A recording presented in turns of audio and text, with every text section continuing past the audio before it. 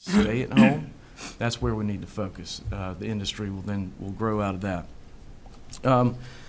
But to move into other areas of the department, film, you guys know what's going on in film. It's been amazing.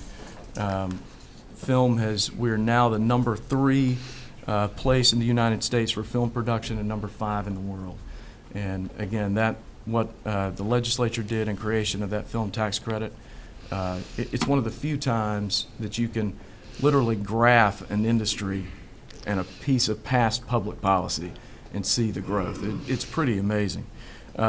From FY16, we crossed the $7 billion economic impact from film, which is, that's just, we were $240 million in 2007. In 16, we're at $7 billion. The direct spend for this year so far, so you're looking at 6 months of FY17, so we're at $1.4 billion. We know the direct spend because that's what we as a department, what goes through our department. And the multiplier of that is 3.57, which is generally the number that we use to find the overall benefit. So that puts us roughly at $5.5 billion now. So we've got another 6 months of the year. This, again, will be a historic year for film. The arts, and this is another opportunity for us to thank you. 2 years ago, the legislature added $300,000 to the arts for a Vibrant Communities grant. One of the things that we have found is that over the years, as the arts budget has gotten smaller, some of the communities that have been left behind have been our rural communities. The Vibrant Communities grant is really focused on reaching Tier 1 and Tier 2 communities and trying to help arts organizations in rural communities grow. It has been wildly successful. We had way more applications for that grant than we ever could fill. And one of the interesting things we found is in that grant we had a lot of educational institutes, schools, libraries who were applying for it. A lot of times in where I grew up, Franklin County, I use it as an example. There is no major arts organization in Franklin County.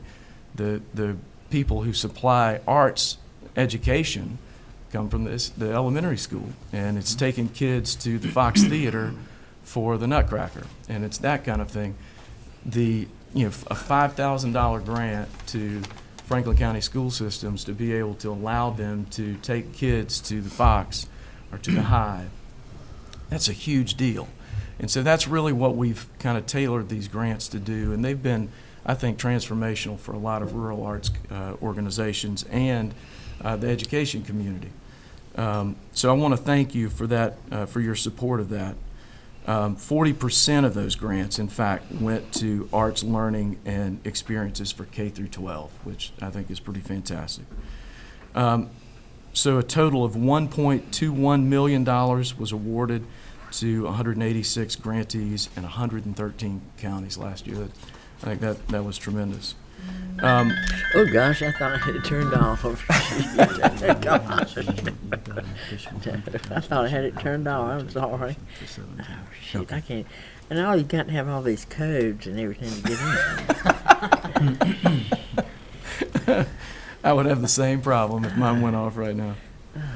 Oh, I'm sorry, y'all. Oh, no problem. In our workforce division, and the workforce division moved over to us it was the Governor's Office of Workforce Development. They've now been a part of the department for 2 years, going on our 3rd cycle. And to be honest, it was tough to kind of figure out workforce. Y'all know that a huge, all of their funding is federal funding, and it's a huge amount of money. About $80 million. Yeah, about $80 million comes down in federal dollars. And so that money is really we're kind of a pass-through to the 19 workforce regions around the state. Getting our hands around workforce has been interesting, but their mission is fantastic. And what we're trying to do is focus more on being proactive with those federal dollars and helping companies retrain workers instead of having to lay off workers. And the feds have really been encouraging in that. And so it's been, after 2 years now, I do feel like through the High Demand Career Initiative, through Go Build Georgia, through Operation Veterans, through all of our programs that we're working on, we're doing a better job of coordinating those education programs, the retraining programs, with where the jobs are actually coming from, which I think was the intent of the legislature by moving it over. So it is the right place to be, and I do think we're getting better coordination, but we've got some room to grow, and we're continuing to work on that. And then last is international relations. Actually, I got two more. International relations, of course, you guys helped us create that program 2 years ago as well, and so the International Relations Department helps us with our missions. It helps us with it houses the chief of protocol for the state of Georgia, and it also helps us in coordination with communities as communities receive international delegations. We actually had our first education program in Griffin this year.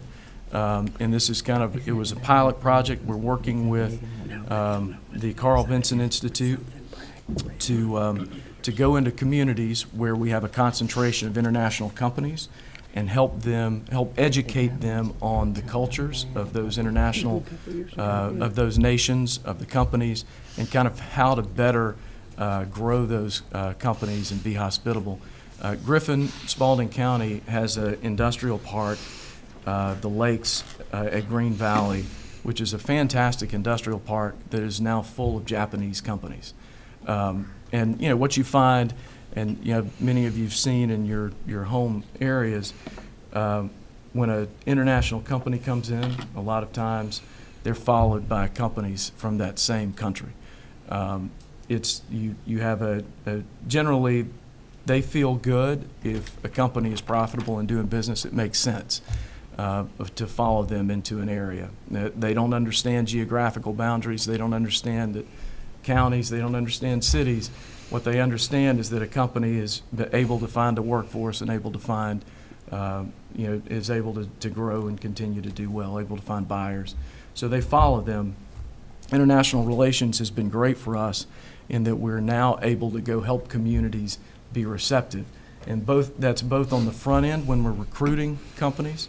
When we have a Chinese delegation coming into Dublin, it's great to send international relations in on the front end to be able to help them understand how best to receive these delegations, and then on the back end to help them with how we continue to grow these kind of an ecosystem of international companies.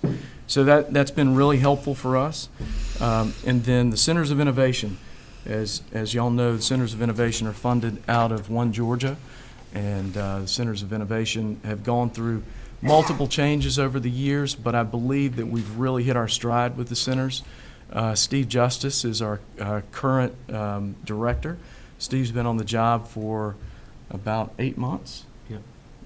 Steve, before that, was the head of our Aerospace Center of Innovation, which was, by all accounts, one of our more, innovative centers of innovation. They really have done a great job of organizing Georgia's aerospace community and then helping that aerospace community reach back into the university systems. That's their connection point, helping businesses find our academic assets. I mean, you all know when you pick up the phone, if you try to call Georgia Tech and you've got a question about what best scientists to help with some problem, it's going to be tough to find. Georgia Tech is huge and they're doing amazing work, but they're busy doing their amazing work. And so what the Centers of Innovation do are help Georgia companies find these assets in our education system so that they can have, if you have a new, if you're a small business and you've got a new product, to have that product tested, you have to contract out. There could be any number of additional expenses. If we can help find the right person at Georgia Tech or at UGA to help test those products, and it's just one example of something that they do, you're saving companies a huge amount of money, and you're cutting through red tape. Centers of Innovation have done a great job with that. So I do thank you for your continued support of the centers.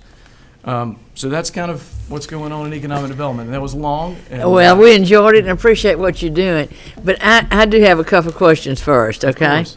So I didn't, I haven't read the report back from the military bases and the BRAC reports, we had a special study committee in the House on that. And the last time I checked, it was not in. That was before Christmas, and I hate to say I haven't checked since Christmas. Right. But several years ago, the governor appointed I don't know if it was a committee in economic development for a BRAC realignment initiative. Mm-hmm. Are y'all doing anything with that? Of course. And I'm sorry, I should have brought that up. We worked with the study committee during the off season, and I do think the work that Representative Belton and the committee did was great. We had representation at every one of the meetings. So to step back, I guess 4 years ago now, the governor created the Governor's Defense Initiative. It works with us, and so it's headed by Rogers Wade. Most of y'all know Rogers, but we have a contract in Washington, D.C., Will Ball. So Will was Ronald Reagan's Undersecretary of the Navy, is probably the most connected military person in Washington. Is a Georgian, went to Georgia Tech. He worked for Herman Talmadge. Will has been a huge asset for us. So what we decided 4 years ago in kind of looking at our bases was first to work with the Pentagon and figure out, all right, what's in danger, what is the real lay of land when it comes to BRAC. What we found is there is no imminent BRAC issue. BRAC, while it looked originally like there could be a 2017, 2018 BRAC 4 years ago, that's not the case now. What the problem is sequestration in Congress and the continuing hollowing out of the military. They're cutting the military, and all you have to do is look at Fort Benning and see, Fort Benning is down a brigade, but it's not, on paper, they're the same, but they just haven't recruited and filled. And that's the training facility, right? So that's where the future of the military is trained at Fort Benning. So if they're down a brigade, that doesn't pretend well for the other bases. So we really got involved with our congressional delegation, and most of this lies in D.C. Most of what we can do is with our congressional delegation. And so we really focus on two things. One is growing missions, and we love to grow missions at every base.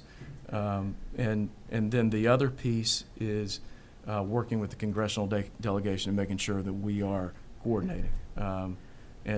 Senator Isaacson has been fantastic. I hate to lose a lot of seniority in the House. I mean, losing Tom Price is tough. And Lynn, Lynn is, both of those guys were our most senior members, and so we're losing some clout up there. But Representative Graves has done a great job for us. Representative Bishop has been a stalwart for the military for a long time. So we've coordinated with them. But to answer your question, there are a lot of great things that I think will come out of that study. We've worked with Representative Belton. I'm interested to see what the final looks like. But we recognize that the military, the bases, the growth is an economic development issue.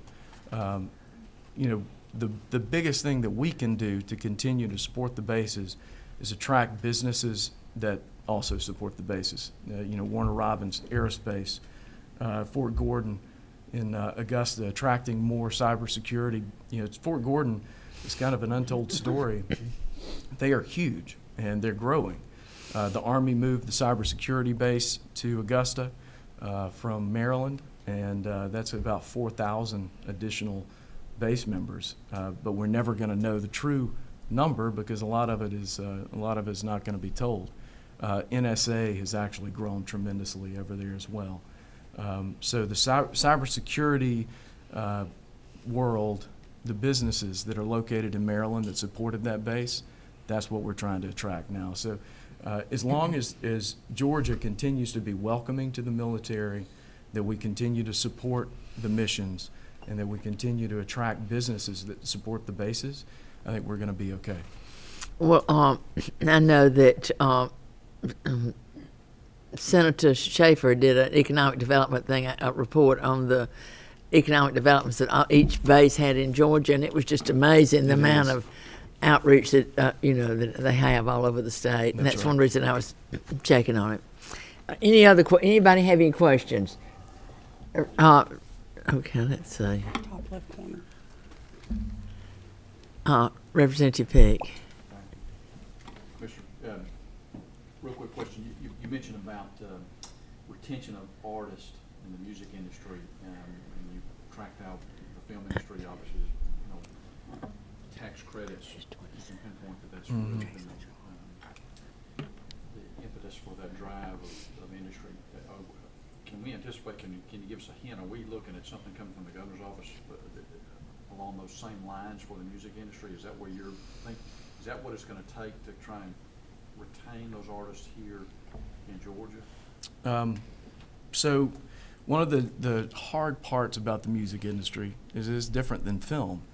The tax credit for film is a pretty easy way for us we can see that people are filming here. We can see that whether it's the caterers, the construction workers, all the things that go into building that set. We can send somebody, which we do on every major film, out to see the shoot to make sure that what they tell us is true. The music industry is different, and you can record anywhere in the world and say that you've recorded in Georgia. There also is the main kind of focus over the years that the legislature has put on incentives has been directly growing jobs and investment. The film industry, when a film is filmed here, if you're Marvel Studios, for example, and you're creating, it's a $100 million film at Pinewood, there are roughly 1,500 jobs that go around that film. The music industry, the difference is you're going to have one studio, and there's an investment in that studio. You've got to have great technology. You could have 10 workers in that studio, but they are going to cycle through a number of artists. It may be one artist coming. So what's the hook?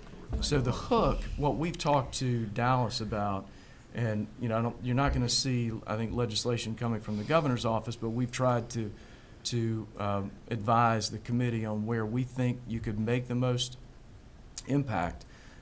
Something along the lines of exempting royalties for songs. If you can get, again, you go back to what drives them to Nashville.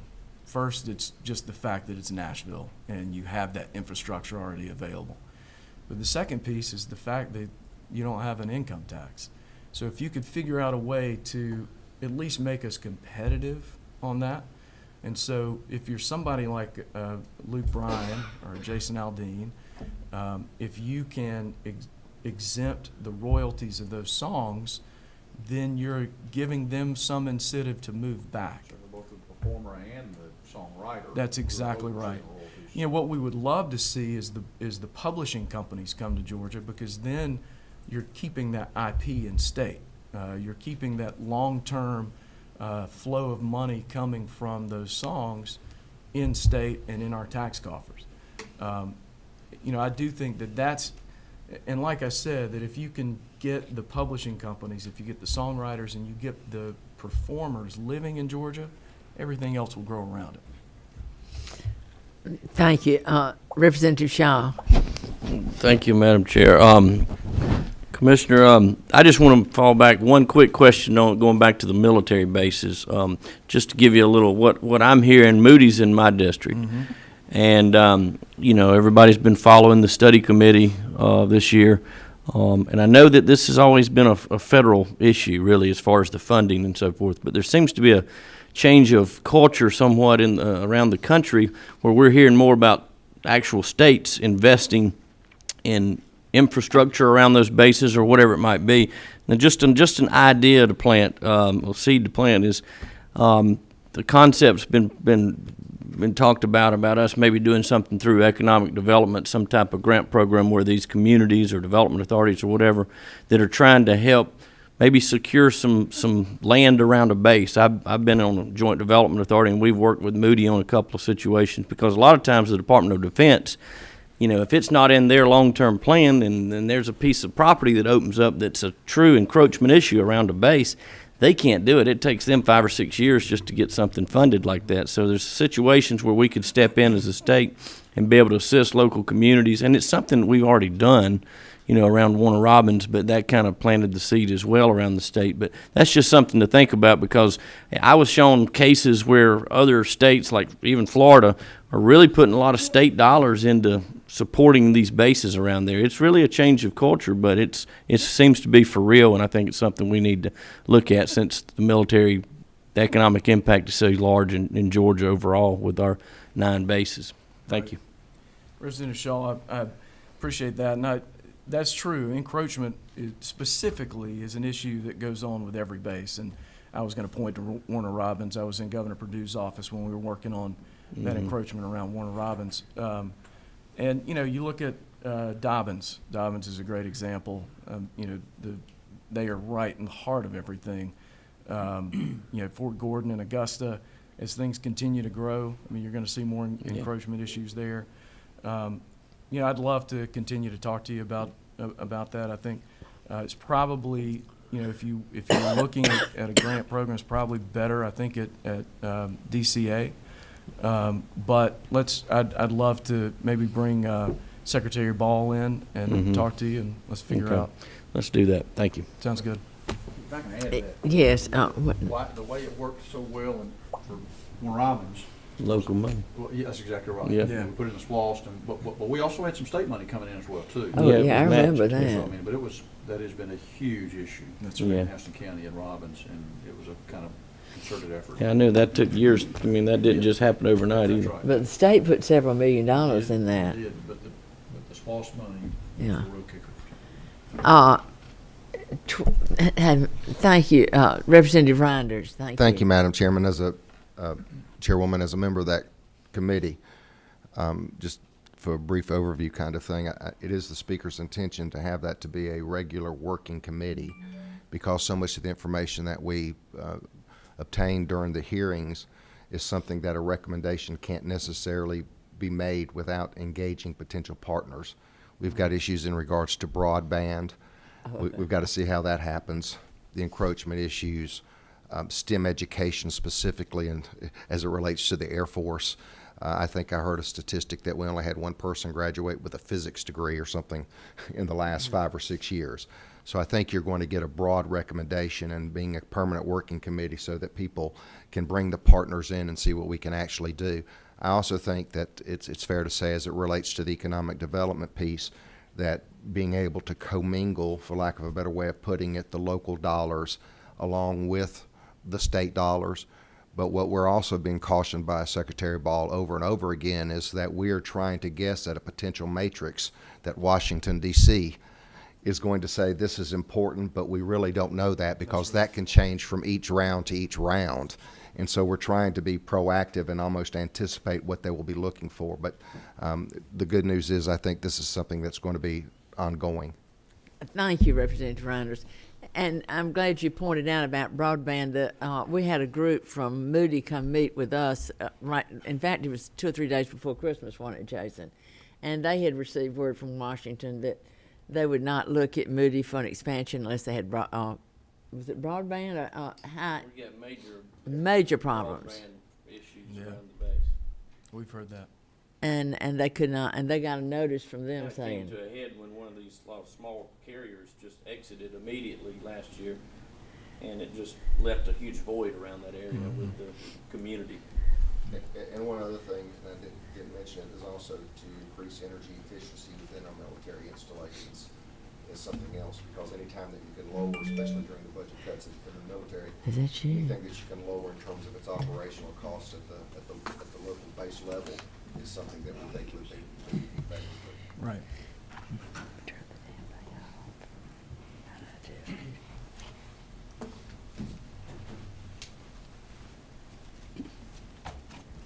Thank you.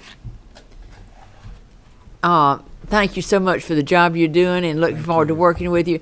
And if you could, I know I'd like some of it. I couldn't write down. You was giving such great figures. I couldn't write them all down. But maybe if Cindy can just get us some of these figures up for the members, if you will. Absolutely. And because I know I would like to review them, and I'm sure you would too, and sort of pass on what good work y'all are doing. Absolutely. Whatever we can do to supply you guys with some good numbers to send home, Okay. we're happy to do it. Sounds great. Madam Chair, we're going to have a year in review printed probably sometime next week. Oh, okay, good. Usually that coincides. Well, we'll just We'll wait for get that that. out Let's to just, all of you. okay, great. Okay. Thank you so much. y'all. Thank you. John, thank you for coming. Thank you. Okay. Forestry. I'm sorry we sort of ran over, but we had a lot of good things, and we were late getting started too. So that all evened out. Well, but thank you so much for being here. And, pardon? Commissioner Ferris and Michelle Gray, thank y'all so much for coming. Oh, okay. I'll go ahead and get started. We did provide you with hard copies of the PowerPoint was presented. And I'd just like to say good morning, Madam Chair and committee members, and a Happy New Year to everybody. A great way to start the year here. it all. Yeah.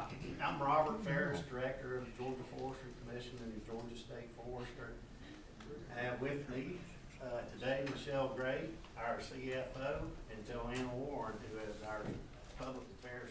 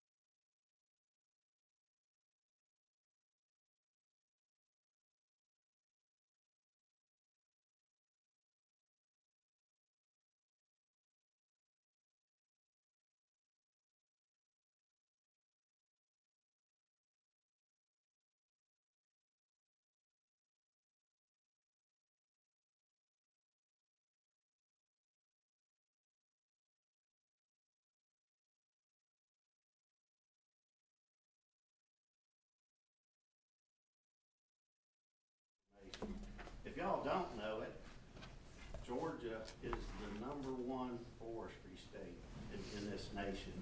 We're blessed with 24.8 million acres of forest land, and 90% of those forest acres are privately owned. What that means is Georgia has more privately owned, commercially available timberland than any state in this entire nation. And our forest land are being sustainably managed here in Georgia.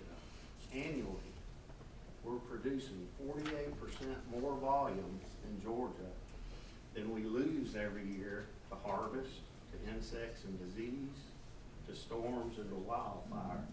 So that's a lot of opportunity to even further grow Georgia's forest industry.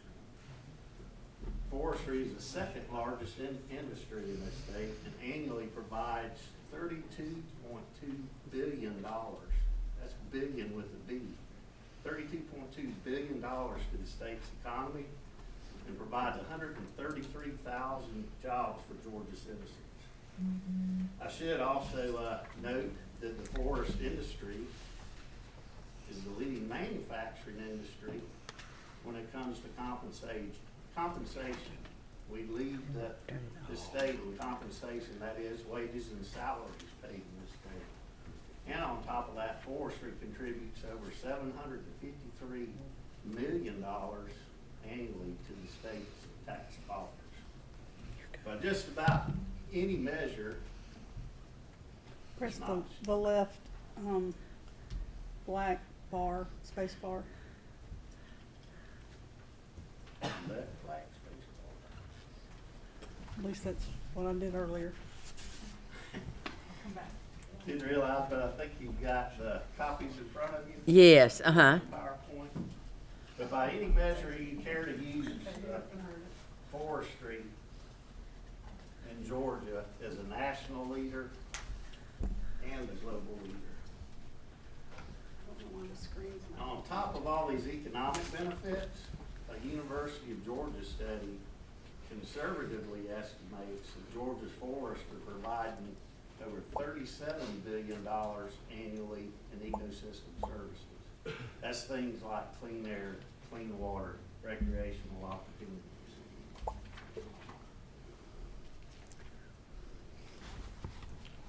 Let's see if I can get back on track here. I don't know why it shouldn't be that way. I'm sorry. Next slide I'm looking at, if y'all can follow along with your hard copies, is our ever-changing fire season here in Georgia. And truly across the country, ever-changing and ever-growing. If you look at the table in front of you there, that's showing our fire activity for this fiscal year, this past fall. You can call it whatever you want. Whether you want to call it global climate change, global warming, whatever you want to call it or believe, what I prefer to say is we're experiencing extremely variable weather. In 7 of the last 10 years, we've broken all-time record fire activity numbers, both high and low.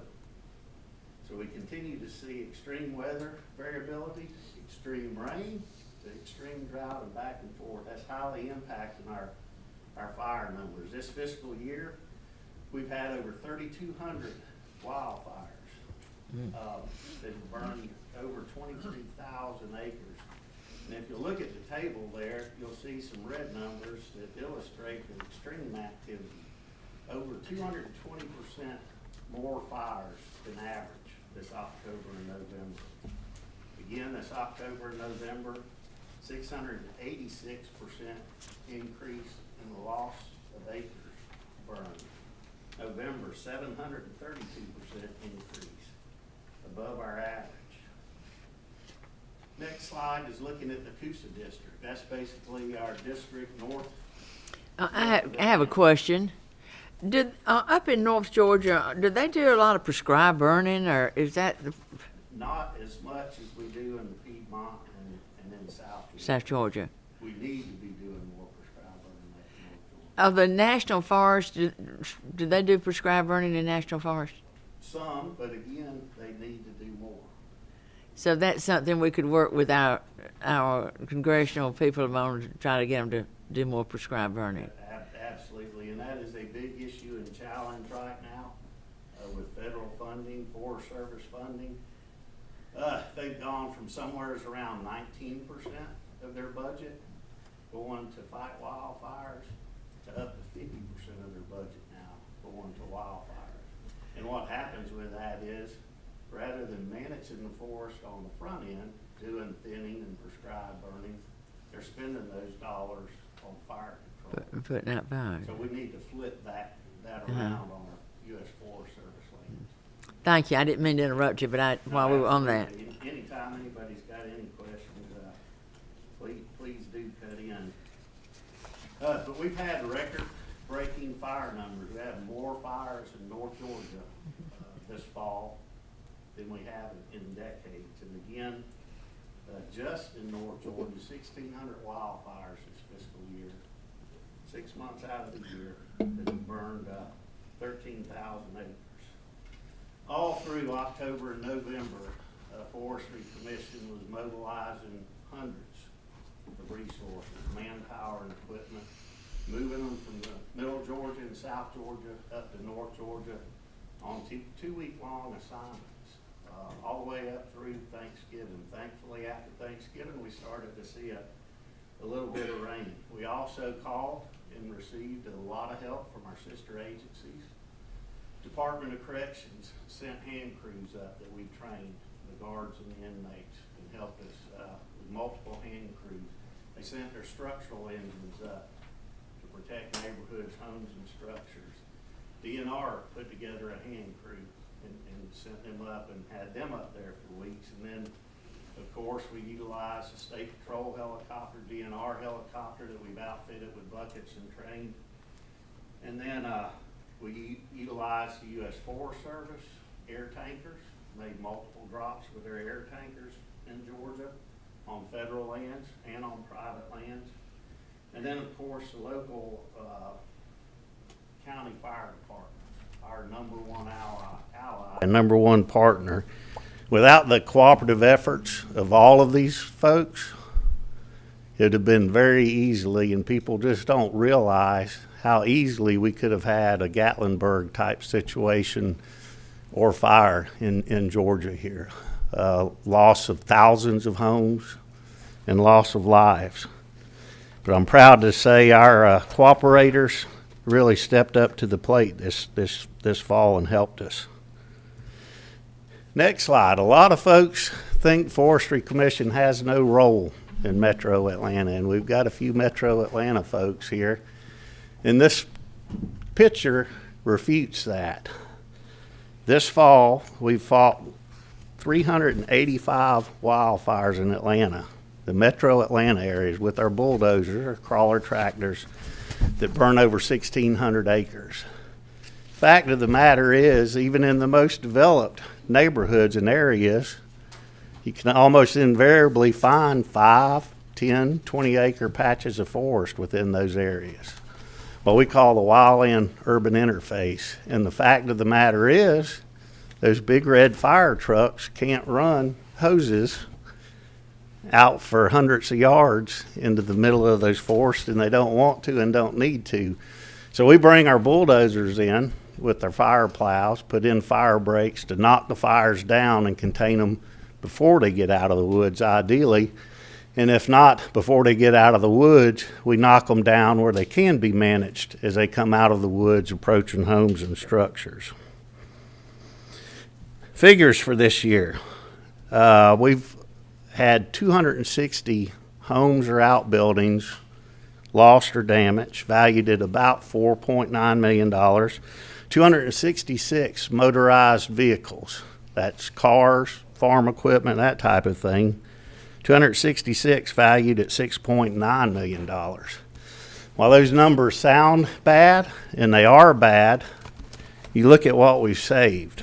Forestry Commission has saved over 4,000 homes and outbuildings that were directly threatened by wildfire, with the rough value of approximately $539 million is what our wildland firefighters in Georgia have saved this year.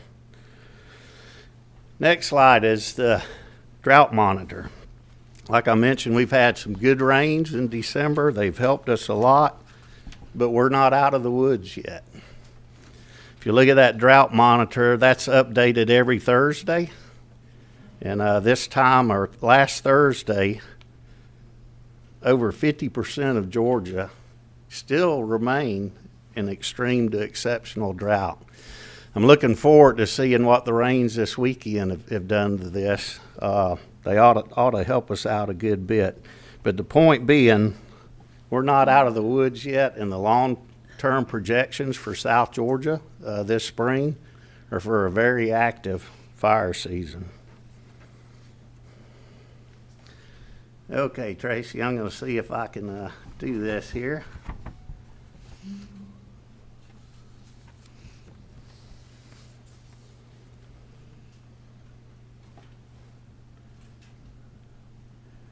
An ongoing and a regular part of our job day to day is fire prevention. The safest, easiest, cheapest fire to put out is the one that never occurs. So we've been very active, particularly active this fall with outreach efforts. We put together fire prevention teams and moved them up to North Georgia. Those teams got at all types of media outreach. They met with organizations at fall festivals and everything to talk about, well, I guess it doesn't matter because we can't see it up there, but Send it to me and I'll give it to them. We've been extremely active with our fire prevention efforts. We closed all outdoor burning permits throughout North Georgia and West Georgia this fall. U.S. Forest Service, state parks, and WMAs banned all outdoor burning. We worked with DOT, as pictured on that first slide, to put up billboards across interstates talking about wildfire threat and activities. And then I was going to show y'all a PSA that we hope you'll be seeing in the next week or so here. Pat mentioned local talent, and we worked with the Zach Brown Band to do a PSA about wildfire prevention. So we'll get that to you through Tracy, where you can see, and hopefully you see it on TV in the next week or so here. Next slide. How does Georgia stack up? A couple of years ago, OPB asked us to do a state forestry agency comparison with our sister states. So we looked north at North Carolina and south at Florida. And why I put that chart in there is to further illustrate that the Georgia Forestry Commission is one of the most cost-effective, efficient organizations out there. We provide Georgia's state taxpayer with the biggest bang for their buck. Some highlights from that table. You'll see, looking at Florida and North Carolina, Georgia has many more privately owned forest lands. Georgia's forest manufacturing industry accounts for 13% of Georgia's total manufacturing. So it's nearly twice as important to Georgia as it is Florida and North Carolina. Georgia experiences more wildfires than Florida and North Carolina. Yet Georgia's investment in wildland firefighters and in wildland fire suppression equipment is as little as half as what Florida and North Carolina put into their forestry programs.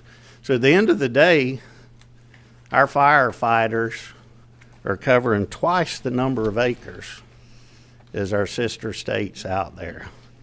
That's the point I'm trying to make. But a bigger point beyond that is the fact that if we can't maintain and replace our equipment, our emergency response equipment, on a reasonable schedule, we're not going to be able to continue on this path with half the human resources, protecting twice as many acres in a state that has nearly double the impact from forestry as the other states.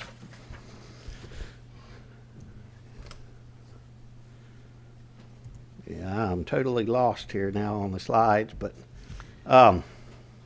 Let me interrupt you when you're talking about the, several years ago, this committee asked you to start a federal surplus program, and y'all were managing it. We got a report last year that y'all returned $63 million to the state on federal properties. How is that going? Very well. Georgia is a national leader in that program called the Federal Firefighter Property Program. Without any additional resources to the agency, our rangers started wearing yet another hat, screening federal surplus property that we can bring into the state, get out to the counties, and that figure is now over $72 million worth of federal surplus equipment that we've brought in and put out there at the counties to help them. So we'll take equipment. We've got a fab shop, and we'll build fire trucks. We'll build tanker trucks for the county fire departments out there.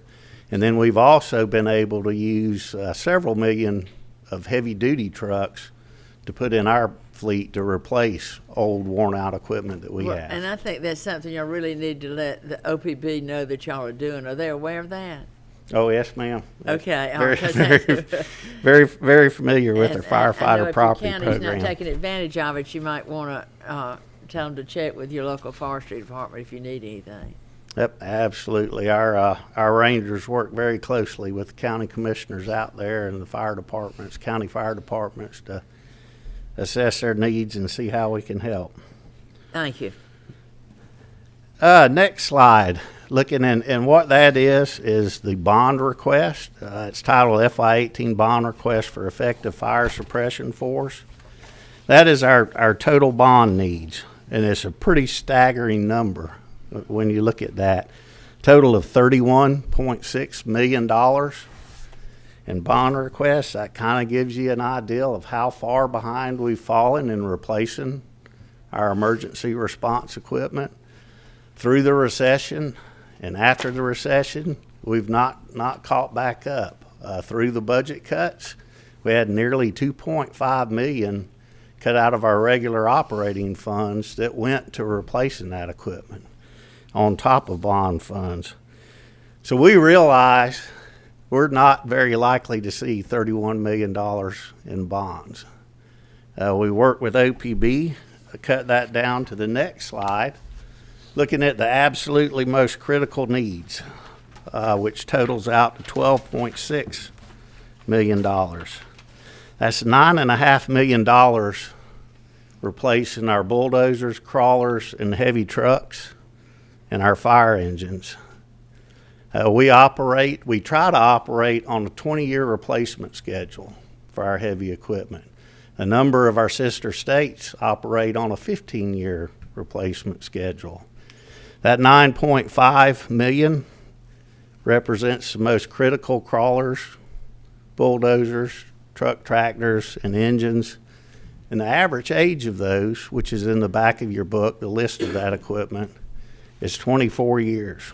The oldest equipment is 27 years, way beyond our desired and the industry standard replacement schedule. Also on there you see single engine air tankers. Our proposal is to replace 2 worn out Cessna aircraft from the late 70s, early 80 models. They've exceeded the 10,000 hour airframe.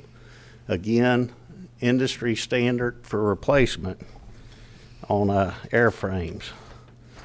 If you'll flip to the next, I don't know why I keep hitting this button, it's not doing any good, but if you'll flip to the next page, there's some information on what we call seats. And we have talked with Middle Georgia State University, which is also requesting, they have an aviation school, and they're looking to procure seats as well for training students on. And we're proposing a joint collaborative effort with those 2 planes. When wildfires are running and we need them, we'd be using them for fire control. Otherwise, the university would be using those for training pilots and students. My next question, have you talked to the regents about putting some of this in their budget?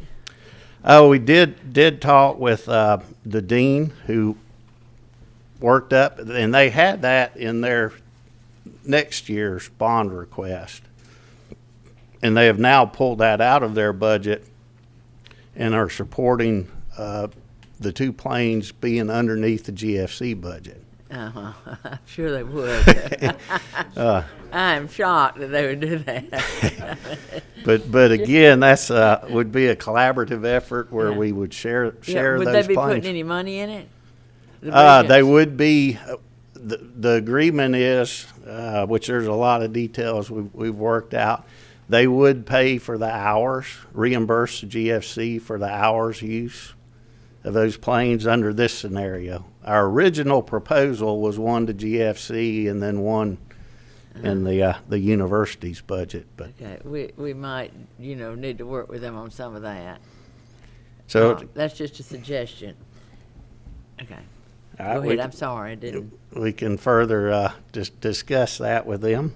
Okay. But again, they do support the proposal. Yeah, I'm and- sure they do. and request. And obviously, there's a number of benefits. We'll never move away from the need for helicopters. They have their place, and they have a special service in the fire world.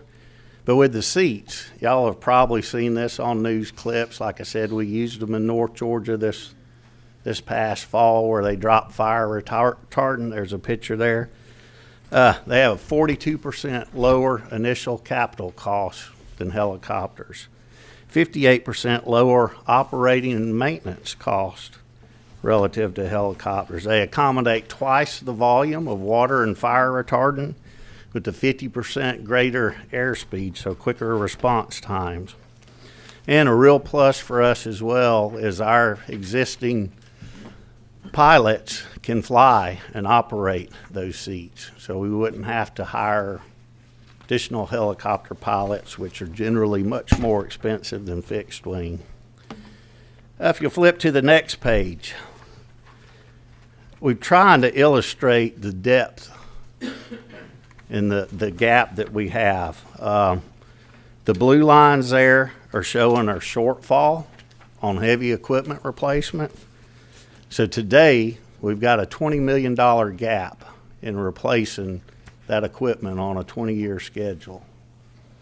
FY18 coming up, we'll have another $4.4 million in equipment that exceeds replacement schedule. So that red line is showing the shortfall plus the annual needs as they change each year. So we've got 4.4 million at it in 18. In 2019, we're going to have another 8.1 million that meet that replacement schedule. And what that graph's trying to show is if we stay on course with this 2.5 million planning amount in bonds for heavy equipment, 5 years from now, our gap or deficit in replacing that equipment is going to grow from 24 million to 34 million. Nutshell, 2.5 million a year is going to do nothing but get us deeper in the hole on replacing that equipment. If you'll flip to the next page, environmental cab tractors. 10 years ago, Georgia was the last state in the South to convert over from open cabs to environmental cabs. Did we have people fighting forest fires and not in environmental cabs up in North Georgia? Oh, yes, ma'am. Absolutely. I don't see how they do it.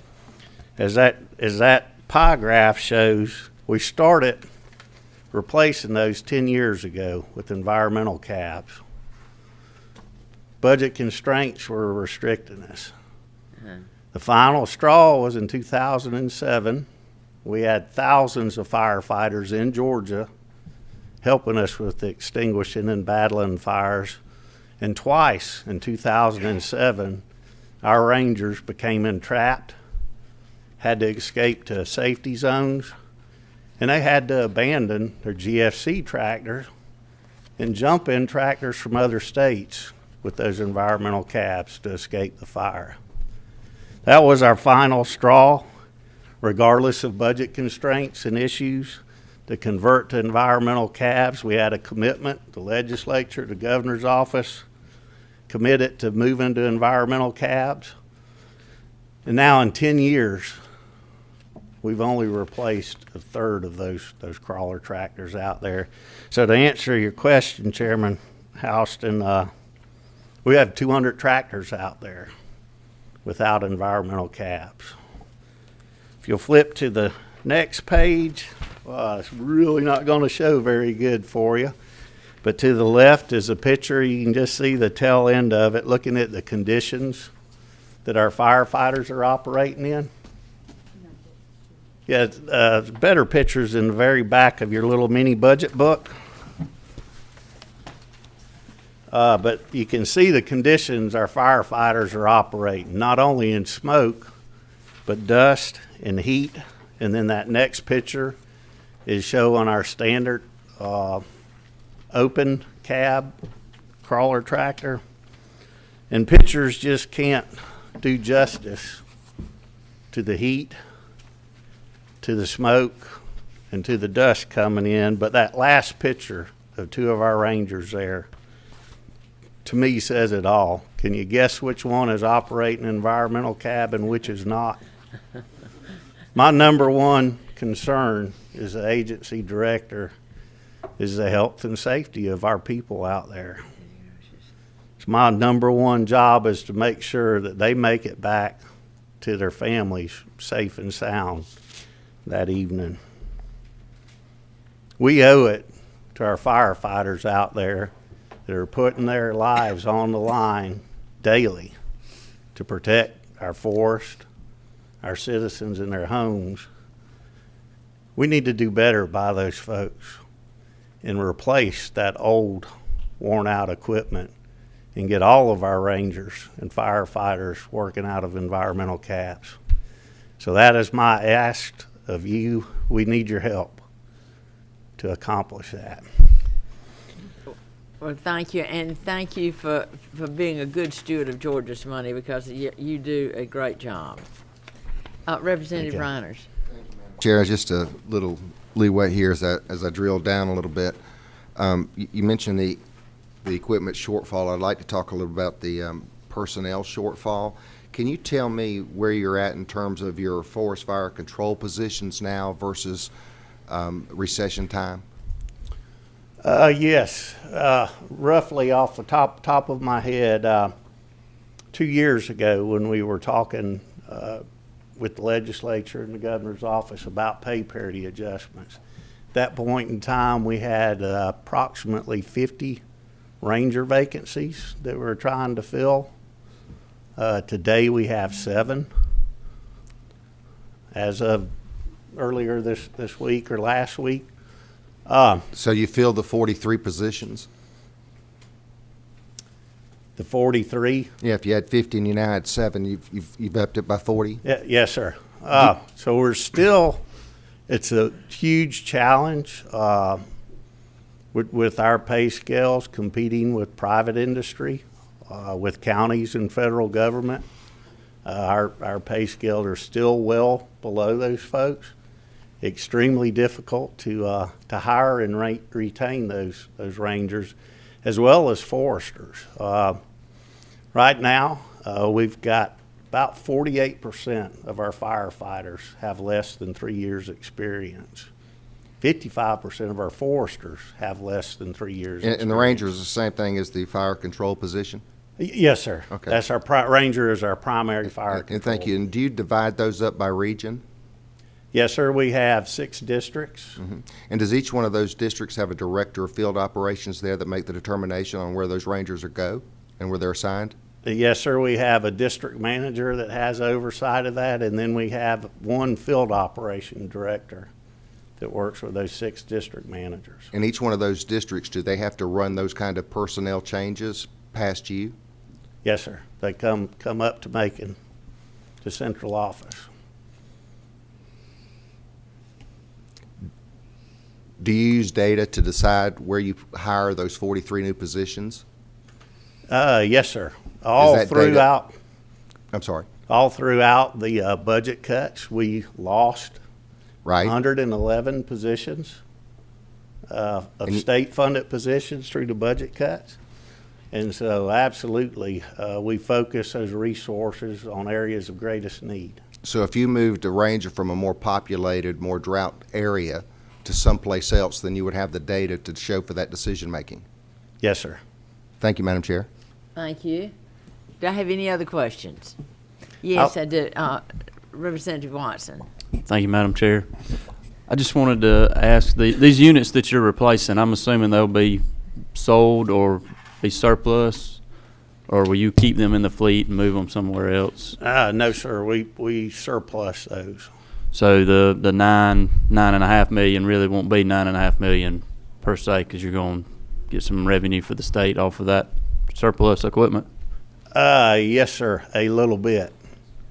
By the time we sell equipment, which we go through the state and selling those surplus tractors and trucks, we don't see very much back out of them.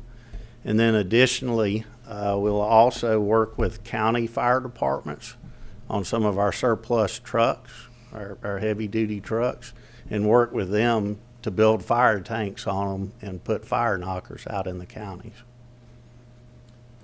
These listed right here, do you have what they're worth, appraisal of what they would be sold for? No, sir, I don't. We can pull together some figures from our past sales and get those to the committee. And one other question I wanted to ask you about these repairs on the buildings. I saw, you came down to 400,000. Have y'all been working with the Department of Corrections about doing the labor? Not on all of those. Our rangers do a lot of that work. Oh, So a okay. lot of that money goes into materials. Material, and I knew that the Department of Corrections has several construction Construction that crews, really and we, do a lot we of. do utilize those. Okay, thank you, and thank you for the job you're doing. Yep, thank you. I'm sorry we're running a little late. Department of Transportation.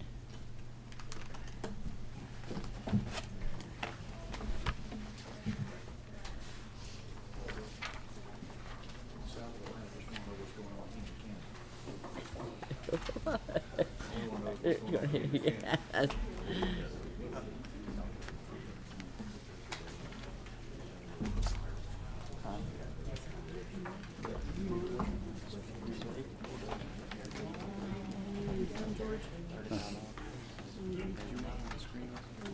Do they have it, or do they have a screen to look at, or not?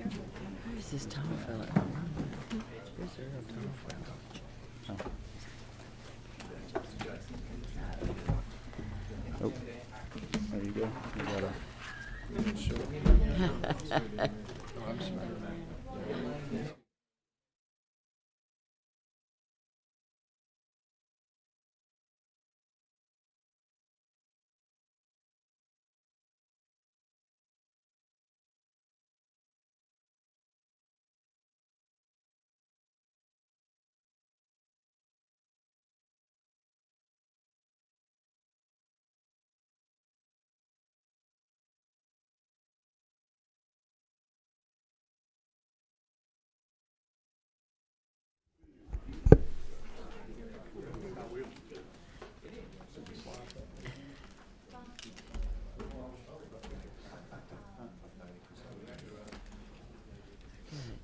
I did not see Selena Helms. Is she here? She's right there. Is she by She's Joe? right there. No. Right there. Right, that's okay. Thank you. I'm sorry we were running late, but you know how that goes. So That's okay. Commissioner McMurray, we're glad to have you here, and we're glad to have some of your board members here. If you'd like to introduce all your board members that are here, I'm not sure how many are here. I see 2 or 3. Okay. Well, thank you, Madam Chair. And we appreciate y'all taking the time to come. Absolutely. Thank you, Madam Chair. Happy New Year to everybody. It's good to be before you today. And I would like to start. We actually have our executive board members here with our chairman, Robert Brown from the 4th Congressional District, Vice Chair Jamie Boswell from the 10th, and Ann Purcell as secretary from the 1st. So they came to keep me straight. So Good. glad to have them here. And I saw one of our own sitting on the front row. I suspect he will be. He needs no introduction. And we're glad He to needs have no you. introduction. I suspect you may ask him to move back a row or two before it's And over with. I know it. I thought he was a Baptist. I'm surprised he wasn't sitting on the back row. But I thought the same. But and Angela, thank you for coming, and Selena, thank you. yeah, and just a few other staff. As Deputy Commissioner Mike Dover is with us today, Chief Engineer Meg Perkle, Angela Whitworth, our treasurer, you knowledge. Josh Waller should be familiar to all of you here. And the people that really get it done, Selena Helms and George Christensen from the Budget Office. So certainly glad to have them here today. Madam Chair, if at your pleasure, I'll proceed. Go ahead, please. Okay. What I want to do today is give you a roadmap of really 3 things. First, starting a little bit with a federal overview, since there's a little bit of discussion around the federal world in the press. We're coming in with a new president. Secondly, is go over our GDOT budget programs and use the amended FY17 budget as sort of the basis to talk about our programs. And then lastly is just to give you a high-level overview of the FY18 budget proposal. So let's begin with the federal overview, which should be the first slide past the cover. And this represents the National Highway Trust Fund obligations. And don't worry about the graphic of trying to read the details. What I want to share with you, though, is that Georgia is still very dependent on our federal program. In fact, 40% of our overall budget is still federal, which is down from over 51%, which was before the Transportation Funding Act of 2015, or HB 170, as we referred to it. So we have a lessened federal dependency, which is good, and I'll show you why that's good in a minute. But as a reminder, federal funding comes from 18.4 pennies per gallon of excise tax on gasoline, 22 cents per gallon on diesel. which makes up the funding of the Highway Trust Fund. But when you look at this chart, the difference between the left side and the right side is the difference in that comes from general obligations. Right now, Congress has to put general obligation money in to the Highway Trust Fund to prop it up to meet the obligations.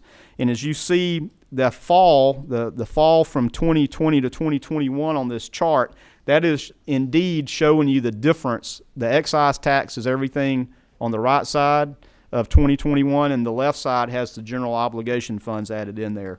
In fact, we're operating under a physical bill, federal physical bill called the FAST Act, which was passed in December of 2015.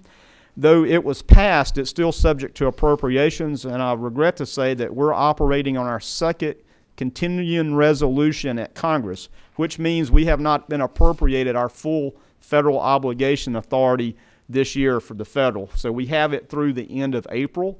It went through December 9th, so we only got a couple of months of funding, and now we have funding through the mid part of April, which comes to about $672 million. Georgia should have our pro rata share from the trust fund, and the FAST Act is about $1.3 billion.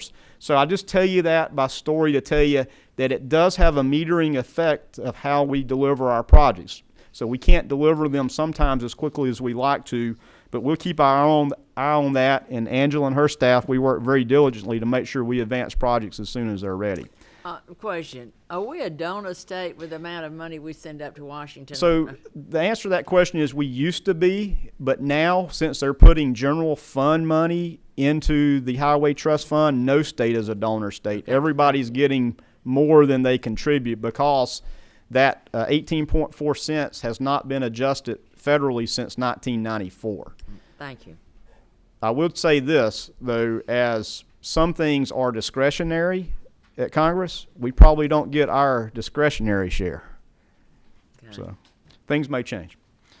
As we move into the next slide, again, just to give you a little glimpse of the complexity of the federal funds, we have 11 budget programs that the federal funds come to. They don't come in one check in a nice lump sum amount that we have discretion to do what we want to with those. They come in a form of 11 budgets and 6 sub-programs. So there's very specific ways that Jay and his planning staff have to figure out what projects match up to which fund codes.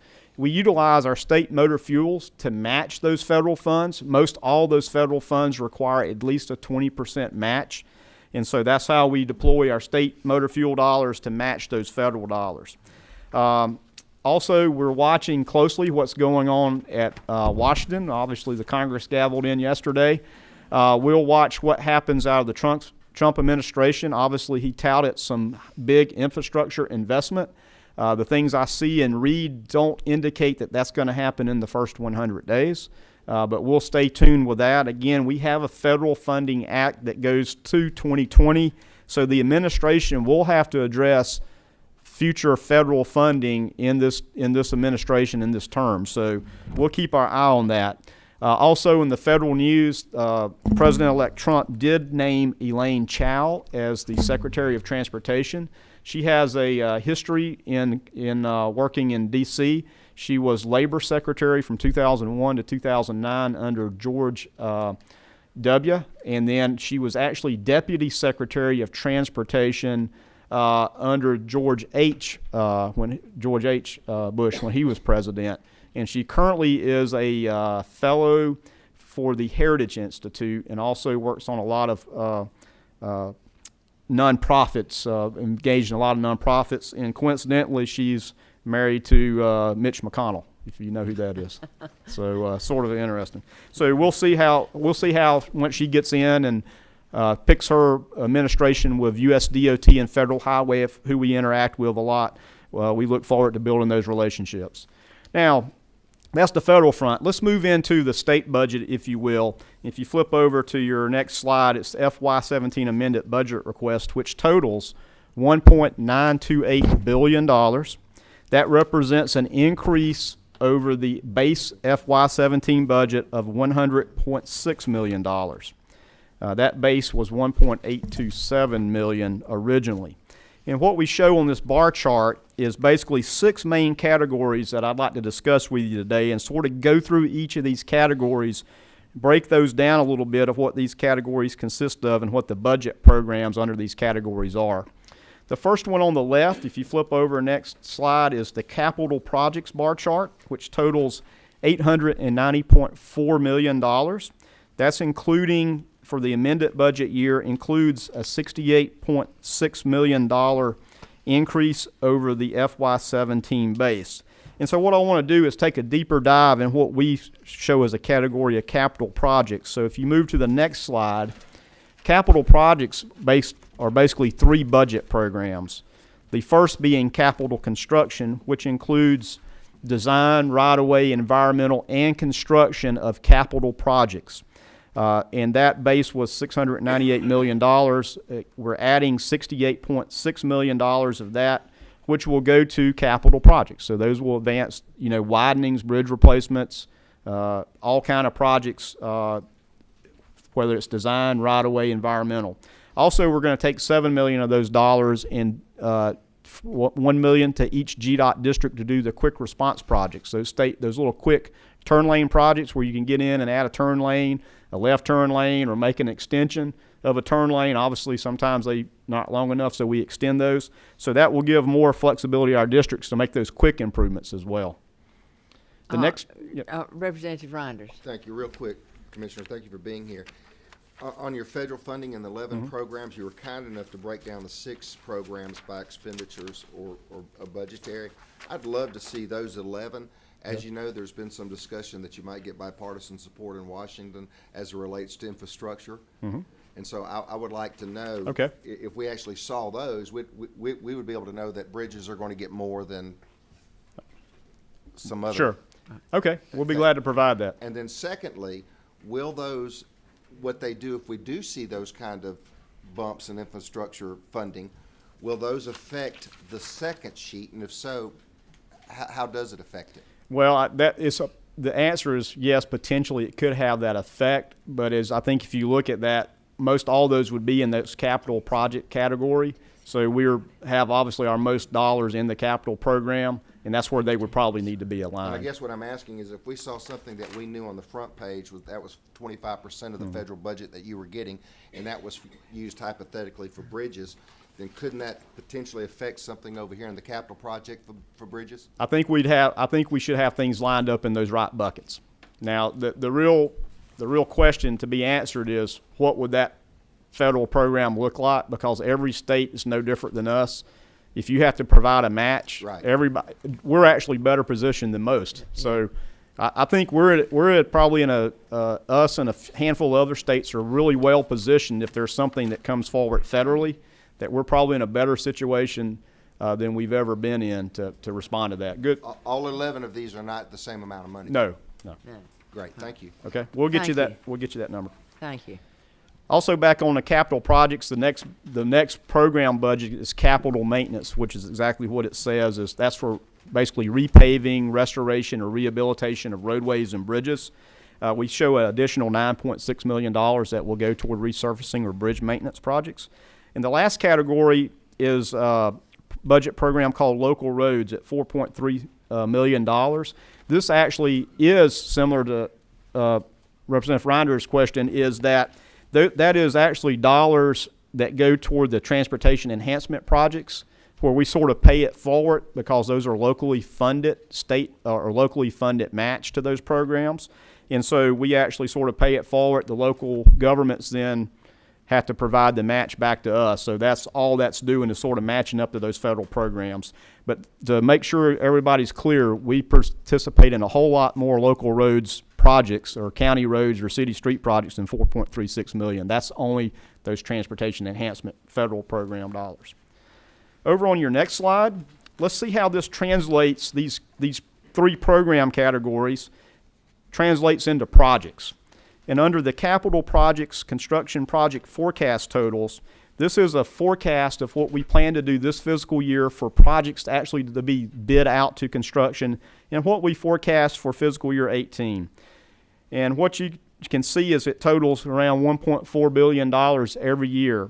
prior to the House Bill 170 Transportation Funding Act, we were somewhere around $800 to $900 million a year. So now you can see that we're at 1.4, almost rounding to 1.5 billion a year. So let's take a little deeper look at that when you break these projects out, and you can see the sheer number of projects being bid as well.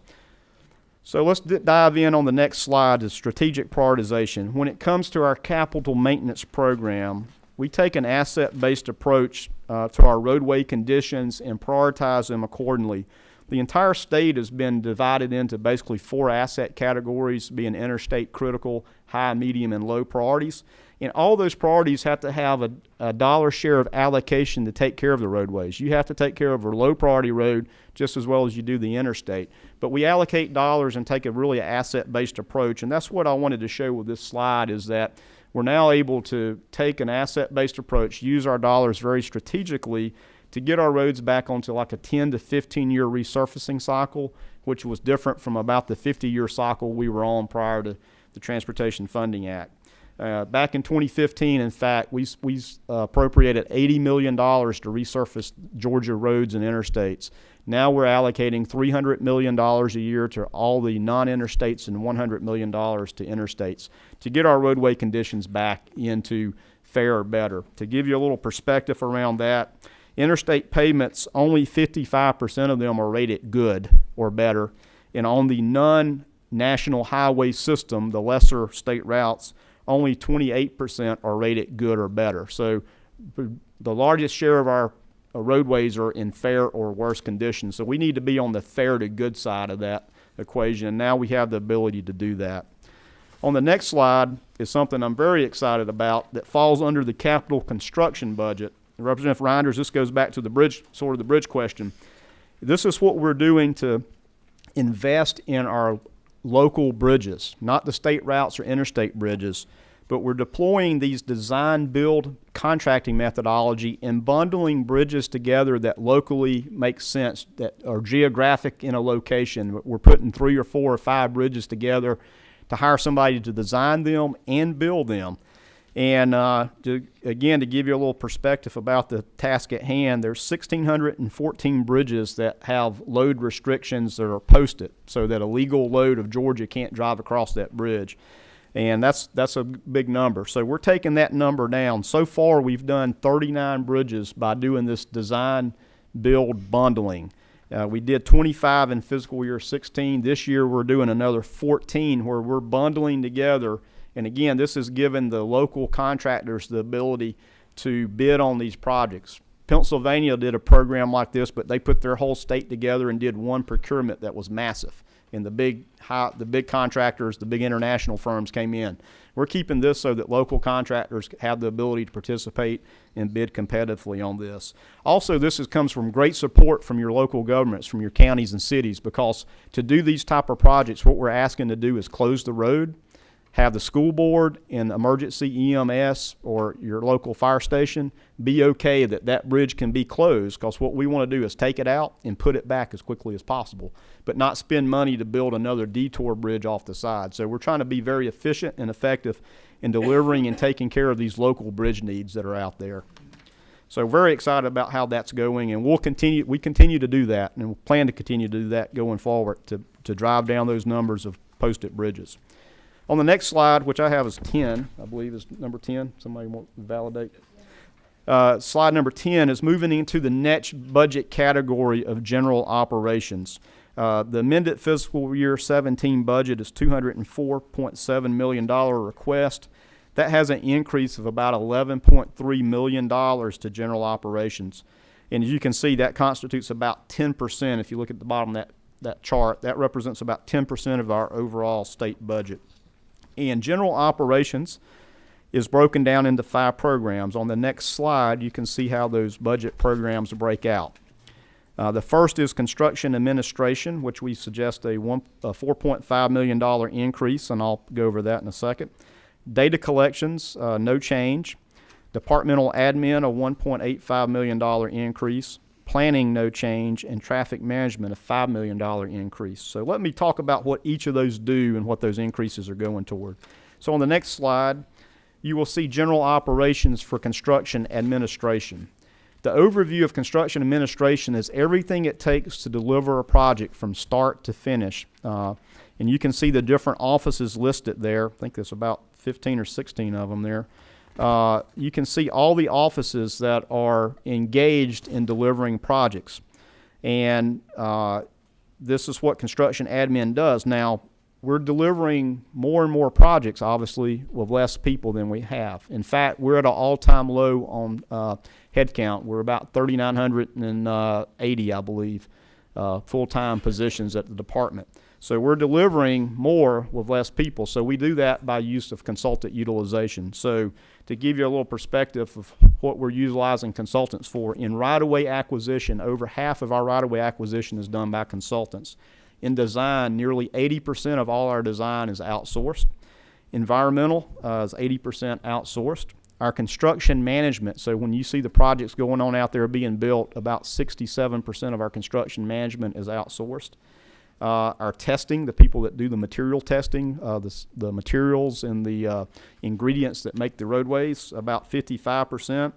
And we've actually ventured in now that we have project managers. About 34% of our project managers are outsourced because we have more work. We need people to manage these projects. So we're being able to do this very effectively. I'm proud of how it's going and that we're being efficient in the staff we have and making the most of what we have. So very, very proud to be able to do that. On the next slide, you see how all that outsourced work turns into procurement. So here is one office that we actually increased staff with because we are now outsourcing more work to get it done as our procurement. And this gives you an idea of the architectural and engineering needs. So these are design, environmental, right-of-way procurement numbers going back to 2012. And what I'd like to highlight is last year, fiscal year 16, and you can see the red line on your chart where TFA 2015 kicked in. We did 561 procurements last fiscal year at $286 million, which far outpaces the years all the way back to 2012. And this year to date, the numbers back through October, just 4 months into the year, is we're 404, which is almost as many as we did in the prior year at $178 million, and which is actually almost exactly more than we did in fiscal year 15. And we added 2 more people to that office. So we're being very efficient and effective in trying to deliver these procurement. And all that turns into work product. All that turns into plans and designs and ultimately right-of-way being purchased and getting to construction. The next slide, budget program under general operations, is data collections. Now, this is a little known office that we have that does a lot of tremendous work. One, they have to produce a state map and county maps. That is actually a requirement, a state law requirement to do that. They do a lot of reporting to the federal government. In fact, this last federal bill had a lot more performance metric reporting that has to be turned in to Washington. So they do a lot of that. We outsource most of that work. They'll do road counts. They actually drive down the road and do a video inventory of guardrails and signs and all those things that has to be done that we have to report. So this office does a lot of reporting. They also do the GIS work. So when you go to on our website, you pull up a map or you pull up an interactive website where you can find projects, they manage all our GIS work, which is absolutely vital in this day and time of everybody needing instant access. Moving along in the department admin as well, under departmental admin, under the general operations category, is the support programs that really are the unsung heroes of the department that get things done, like HR and legal and budget, accounting, financial management, IT, and our EEO office. And on this slide, the photo is a little small, but it's actually highlighting a great new opportunity we started with our state-funded EEO program to focus on Georgia small business, veterans-owned, and DBE businesses, so we can provide a supportive service to get new vendors, if you will, new contractors to do work with us. And I'll highlight some of that work in just a moment. But we've actually have an office here in Decatur that's a resource center that small business, veteran-owned business, and DBEs can come into and get help on bidding, get help on proposals. They have computers that they can use. They have office meeting spaces where they can actually come in and meet with people and use it as their office, and it's a very neat thing. But let me tell you that it's not just Atlanta that we're focused on. It's the entire state of trying to get new businesses in to do business with us. So it's been a great thing thus far. In fact, the next slide, the big pie chart, shows the new business opportunities that we've had in place. We've done 184 contracts, and that again is more procurement work. That's on top of the procurements I showed you just a minute ago.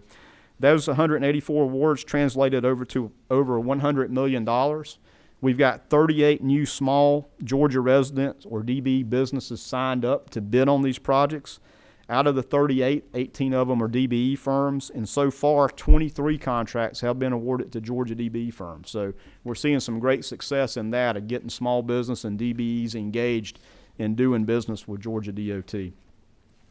The next slide is one I've been concerned about. It's General Operations, the Planning Division, under Jay Roberts' leadership there, appointee of Governor Deal.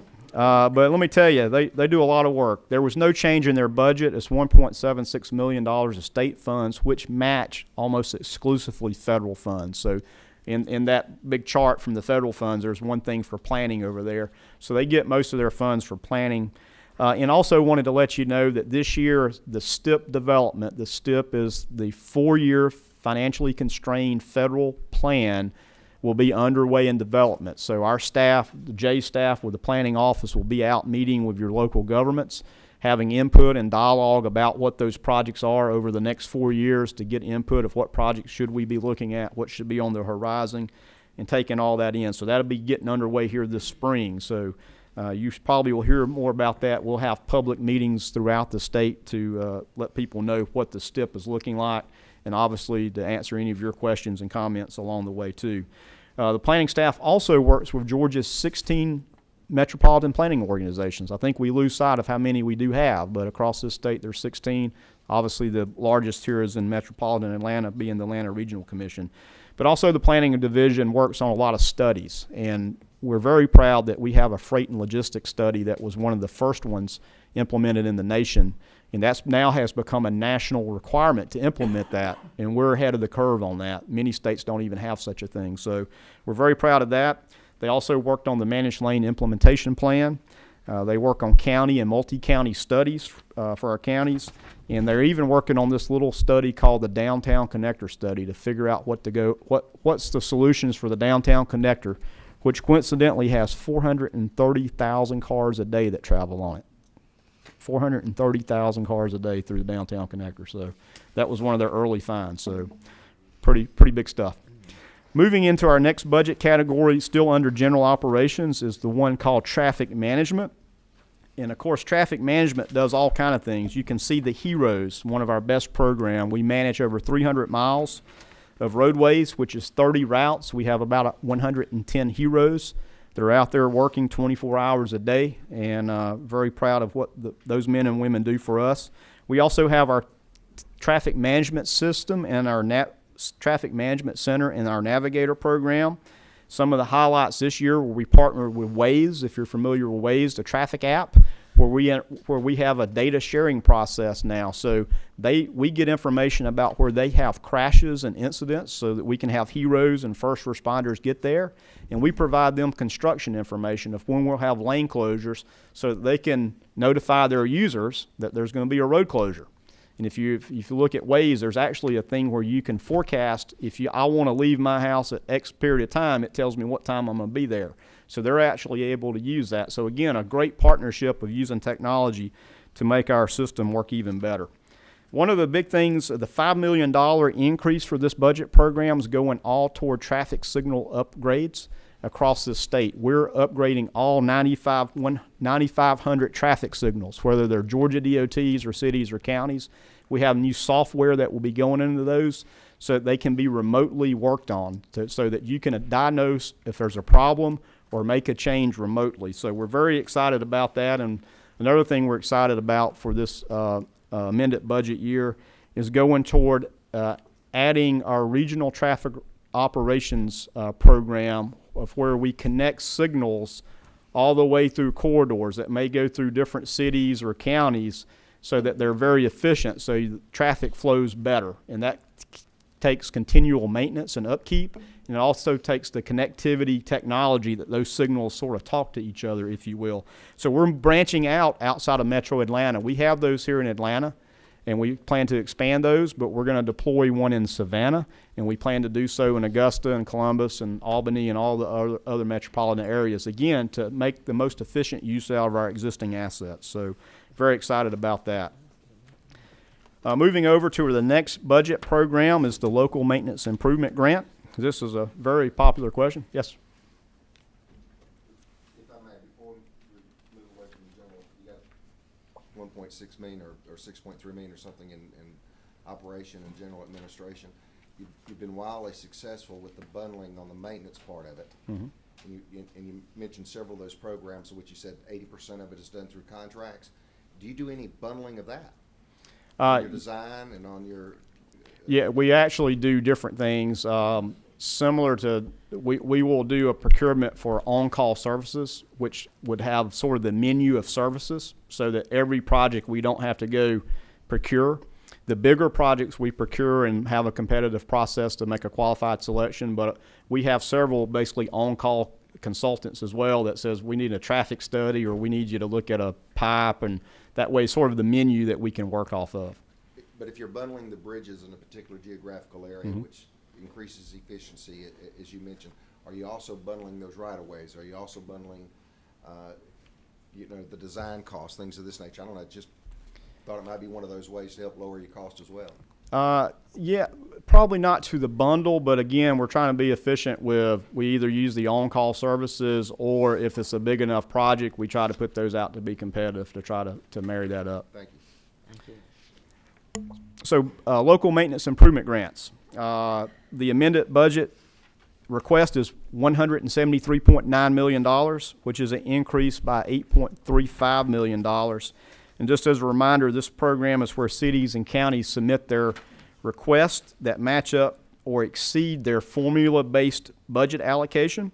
That formula, again, is based on 1/3 population and 2/3 of centerline miles of the city or county. And again, it's a formula-driven process, and we have been very timely with those turnarounds. I've yet to hear anybody complain that they're not getting their money fast enough. And the change from several years ago is they get the money up front. So it's not a reimbursable program. We just follow up and make sure the work's been done. The next slide shows on the LMIG, shows the differences between 2015 and 2017 budget, which is a 30% increase. And I think that's why everybody's happy. So in HB 170 passing, the local governments immediately got 30% more funding to take care of their local needs. And we have to remember that Georgia's the 10th largest transportation system in the nation, and over 100,000 miles are city roads or county roads and city streets. So there's a big portion of needs out there. What we're suggesting to do with the amended budget request of the $8.3 million is to do what we did last year, which is to do a call for safety projects so that cities and counties can submit their safety needs for putting fresh stripes on the roads, replacing signs, putting reflectors in, or guardrail. And we did that last year it was very popular, very successful, because we have to continue to focus on safety. Instead of taking those dollars and reallocating by the formula, which may be just a little bit of money for some and a little more for others, we want to really focus on a strategic approach to focus on safety. And our district traffic operations offices are looking at those hot spots where there are accidents. The sheriffs or the police know where they have reoccurring problems, and we try to target those things strategically. In fact, I hate to tell you that our closeout of last year, the number we have to date is 1,500 fatalities on our roadway, which is 5% more than the previous year. 544 of those were on county roads or city streets, so almost a third of those, or a little more than a third. And so that number continues to go up, regrettably. So we want to target these dollars to work on safety. So the next budget program is routine maintenance. And this is one I really get excited about, because I think you are beginning to see that we're making a dent in our deferred maintenance needs, and you're seeing more and more work out there trying to take care of our existing roadways and bridges. The amended fiscal year 17 request is $426.5 million. That's an additional add of $2.7 million. Constitutes about 27% of the overall budget. And on the next slide, I'll show you, these are some of the examples of pictures of what routine maintenance activities are. That's taking care of the existing assets of patching the roads, mowing the grass, picking up litter, patching, working on bridge joints. And again, these are opportunities where we're now contracting to help the men and women of GDOT, which have a backlog of work. We're now contracting for this type of work. The next slide shows you that routine maintenance activities are safety related. That's such as putting fresh stripes on the road, and you can see a before and after of a nice new center line on that bridge. And on the next slide, you can see a before and after down on State Route 230 in Pulaski County of removing the trees and growth from the roadsides. And that's not just for aesthetics. That's because we're seeing a high percentage of people run off the road and die. In fact, 604 fatalities this year were people that lost control of their vehicle and lost their lives because they ran off the road. So we had to remove these trees and fixed objects. It's critical for safety. Also, it's not bad for their aesthetics. If you turn the next slide, you can see again some before and afters of cleaning up the roadsides and roadways.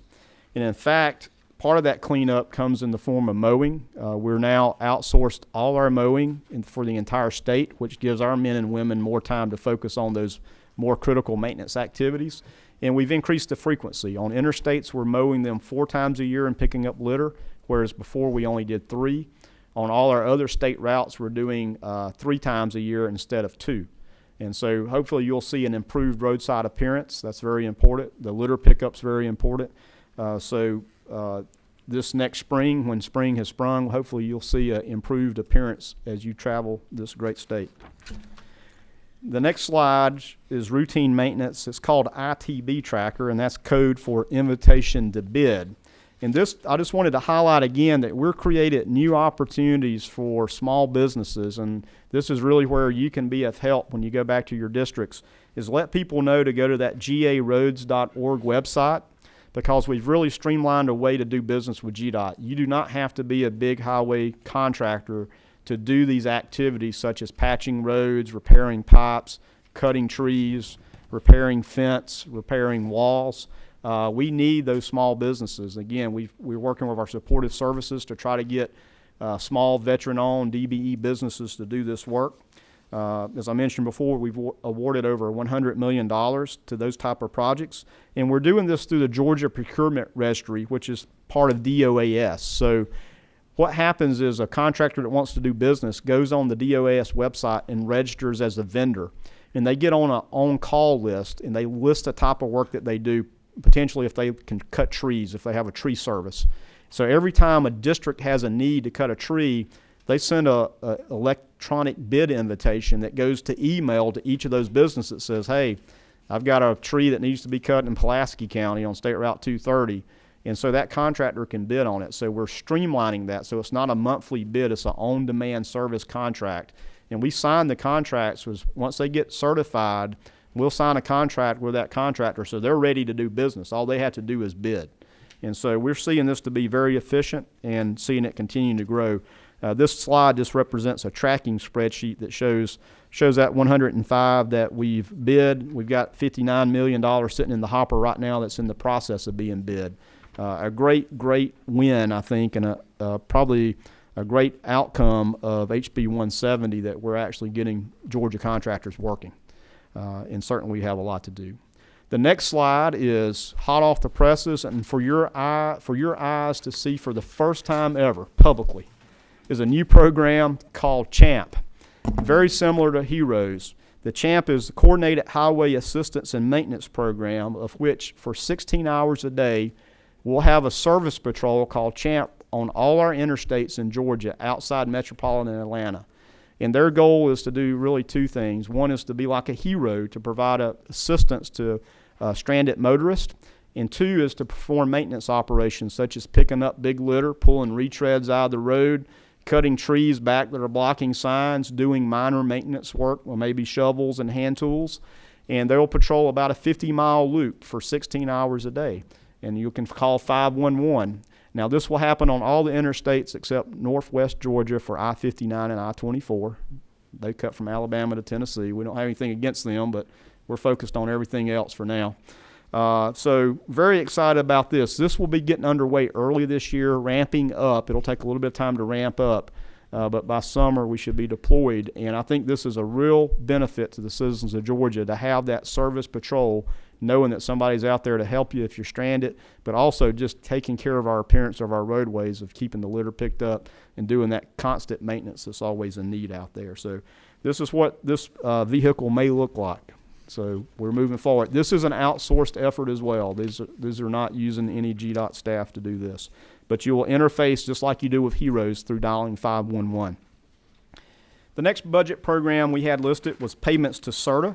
It's a $94 million, no change in the amended budget year. If you flip over to the next slide that shows payments to CERTA with a handshake there, just a reminder of how we interact with CERTA.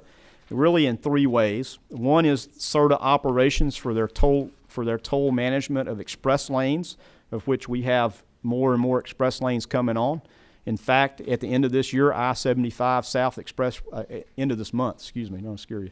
End of this month, I-75 South Express lanes will be opening up, so you better get your Peach Pass. I know Chris Tomlinson presents to you later for CERTA, and I'm sure he'll give you a good deal on one. The next way we interact with CERTA is through debt service, of paying federal debt and GRB debt back. That constitutes about $89 million of the budget. And the third way is through the Georgia Transportation Infrastructure Bank, of which we have about $12.9 million of that budget going to the infrastructure bank. But we have a great partnership with CERTA. We certainly rely on them to do our P3 type projects, our design, build, finance projects that we've deployed and will continue to deploy. So they are a great partner, and we work very closely with them. And Chris will give you the full skinny on CERTA operations a little later today. And finally, over the overall Georgia DOT budgets is the state-funded intermodal program. If you look at that slide, again, I think Georgia is well positioned, and we should be proud as Georgia of the assets we have when it comes to intermodal between our railroads, our airports, our ports, and our transit systems. So our budget remains unchanged at $17.9 million. Question. Yes, ma'am. Didn't all the the jet fuel tax and everything have to go to airports? That's correct. In fact, we won't have an increase in that since it's had a whole year. we should be seeing an increase in the 19 budget year. I believe it is. It's 18 or 19. We are that jet fuel exemption waiver of the 1% is in this budget. So it took those dollars from that 1% went into aviation. It's about $13.2 million, and basically supplanted the other general fund money that was there. I believe it's by fiscal year 19 that all those dollars would be appropriated that come from that. These are the numbers we got from revenue. Okay, we need to talk about that later, okay? Okay, fair enough. Thank you. But you are indeed correct. So let me start with that on the aviation side. So it's the 1% exemption from HB 170. What was being funded with general funds, replaced them.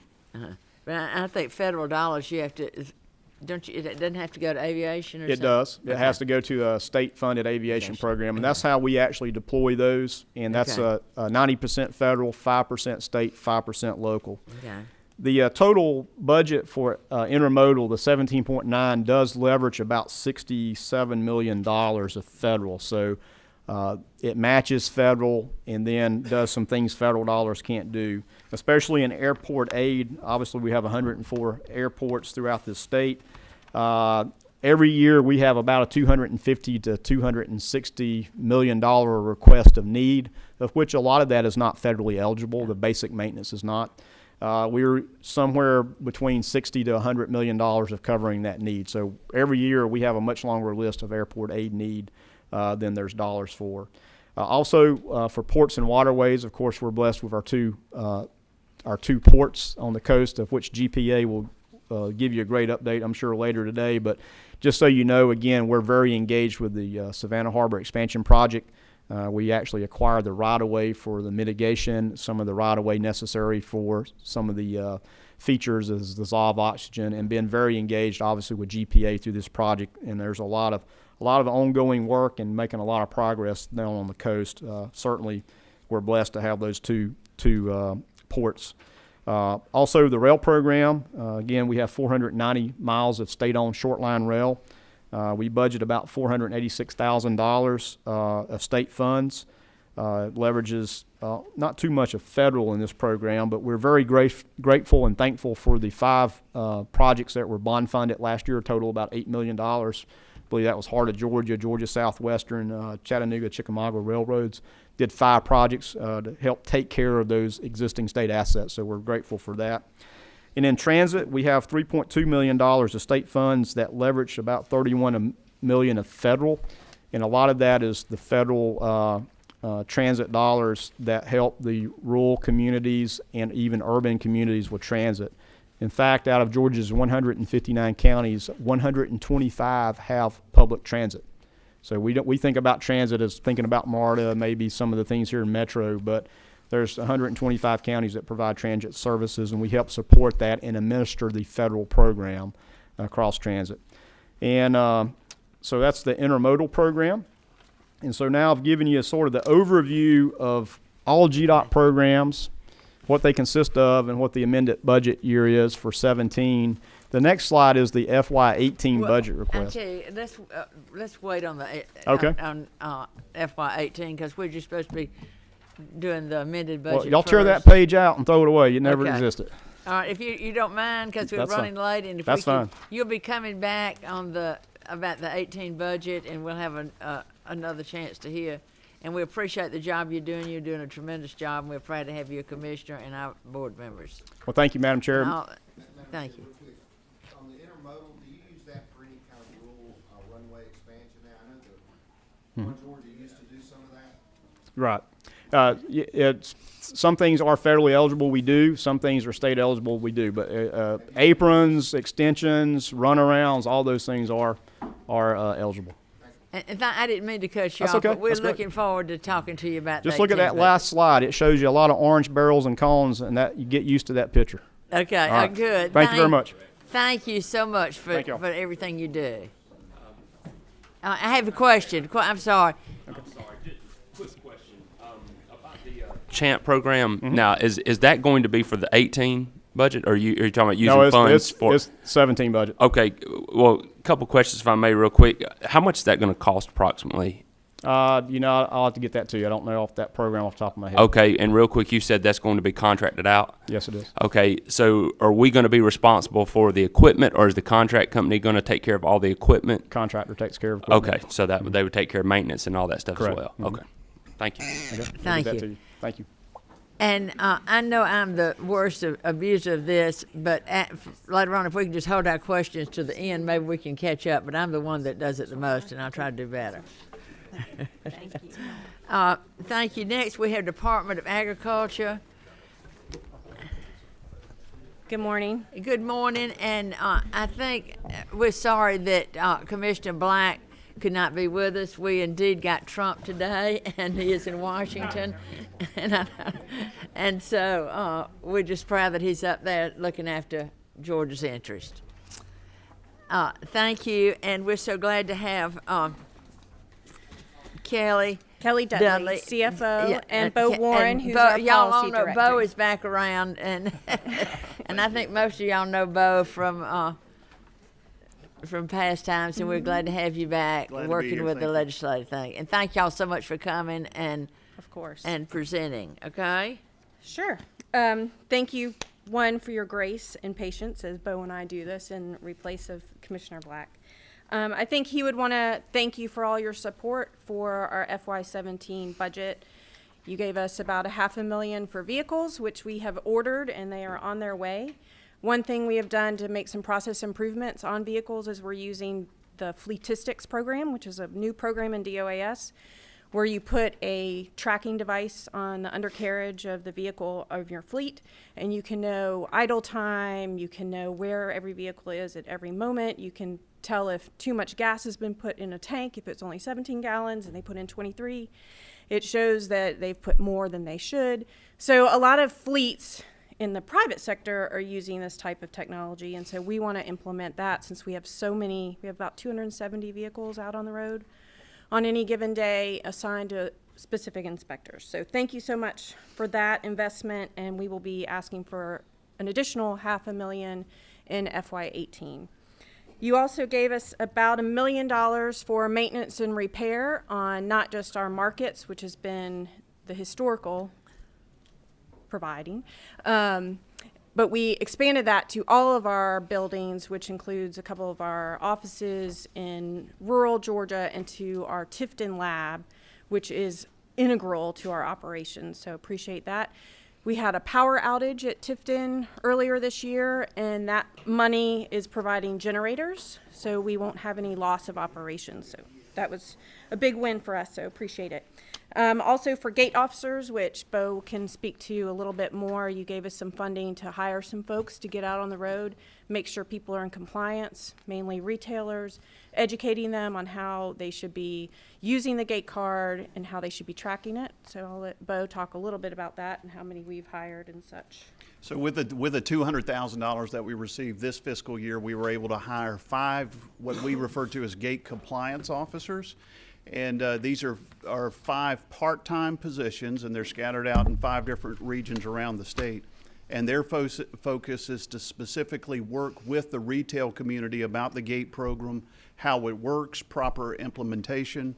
As they go out and talk to retailers, they're armed with electronic surveys that they can, number one, identify where the retailers are that are participating in the gate program and ask a series of about 19 questions. So these retailers are out in the field. They hit the ground trained on around the 1st of September. To date, they've made over 900 retail visits, and they've hit 137 out of our 159 counties so far. So we're really pleased with the progress we've made with that effort, and thank you for that support. So one thing you will probably notice if you dig into our budget, which maybe you will, maybe you won't, we lost our poultry grading program. So you'll notice that our staff number will reduce. We had to RIF about 54 people. They were okay with that, I think, because they went to the feds, and the feds were able to pay them almost double of what we were able to pay. So everyone was pleased with that. And that was a federal program that the state chose to take on at some point in the past. So that's just something of note. And then the remainder of your documents is for FY18. It's just a summary of the 29 positions that we are in need of, about $2 million. Essentially, as our economy grows, more grocery stores open, more QTs and racetracks and gas stations open all over the state, and we have a limited number of inspectors to go and inspect those on an annual basis. And so. like I told DOT, if you don't mind, you'll be certainly back to can. present 2018, and we Fantastic. appreciate y'all taking the time to come and be Yes, with thank us you. today. Appreciate And it. and thank you for the job you're doing. You're doing a great job over there. Thank you.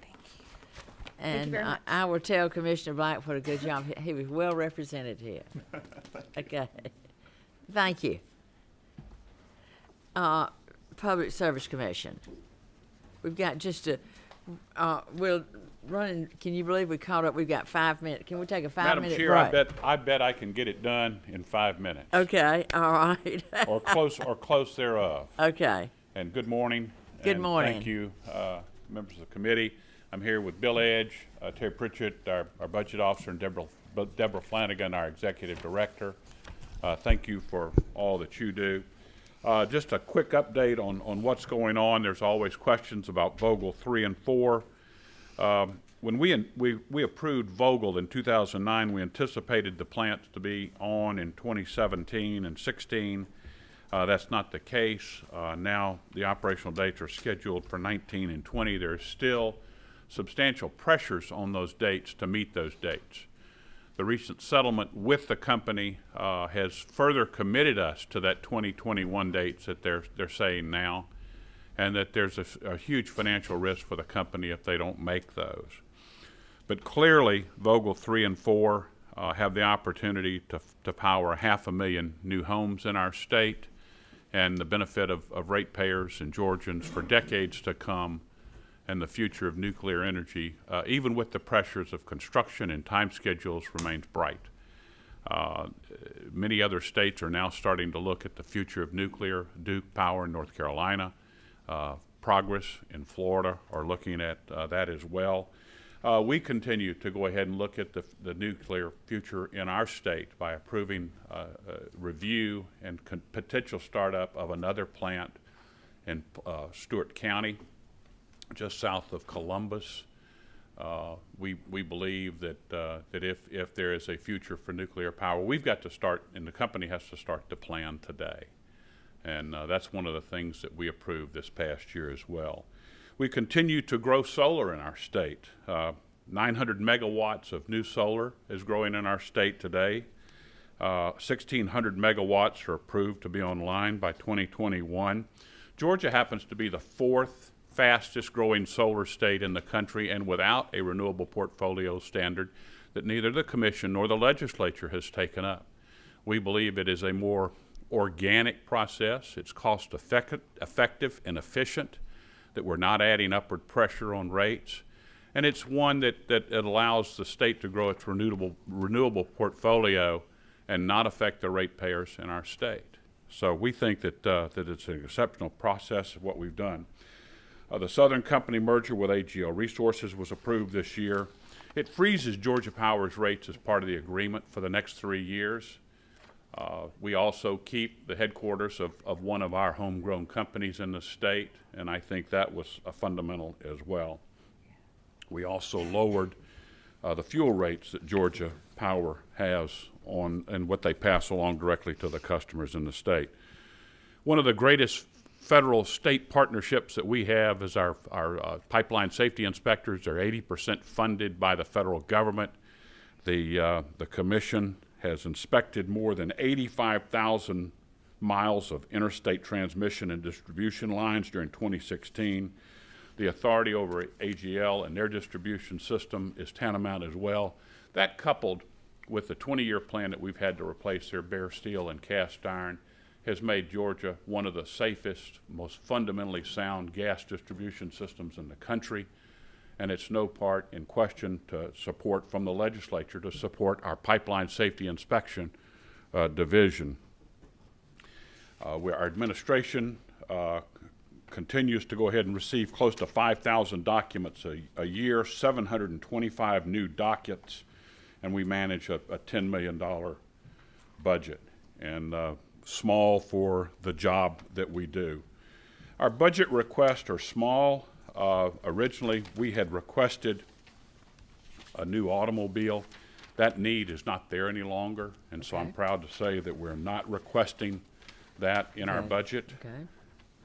We do have a couple of new positions that we are interested in. One was the funding for a utility engineer. Well, is this in the 18 budget? Yes. If you don't mind, I've told the other people we won't review the 18 budget. Okay, fair Because enough. y'all will be coming back after we get the governor's budget out, and we can talk about the 18 then if it's okay with y'all. Okay, fair enough.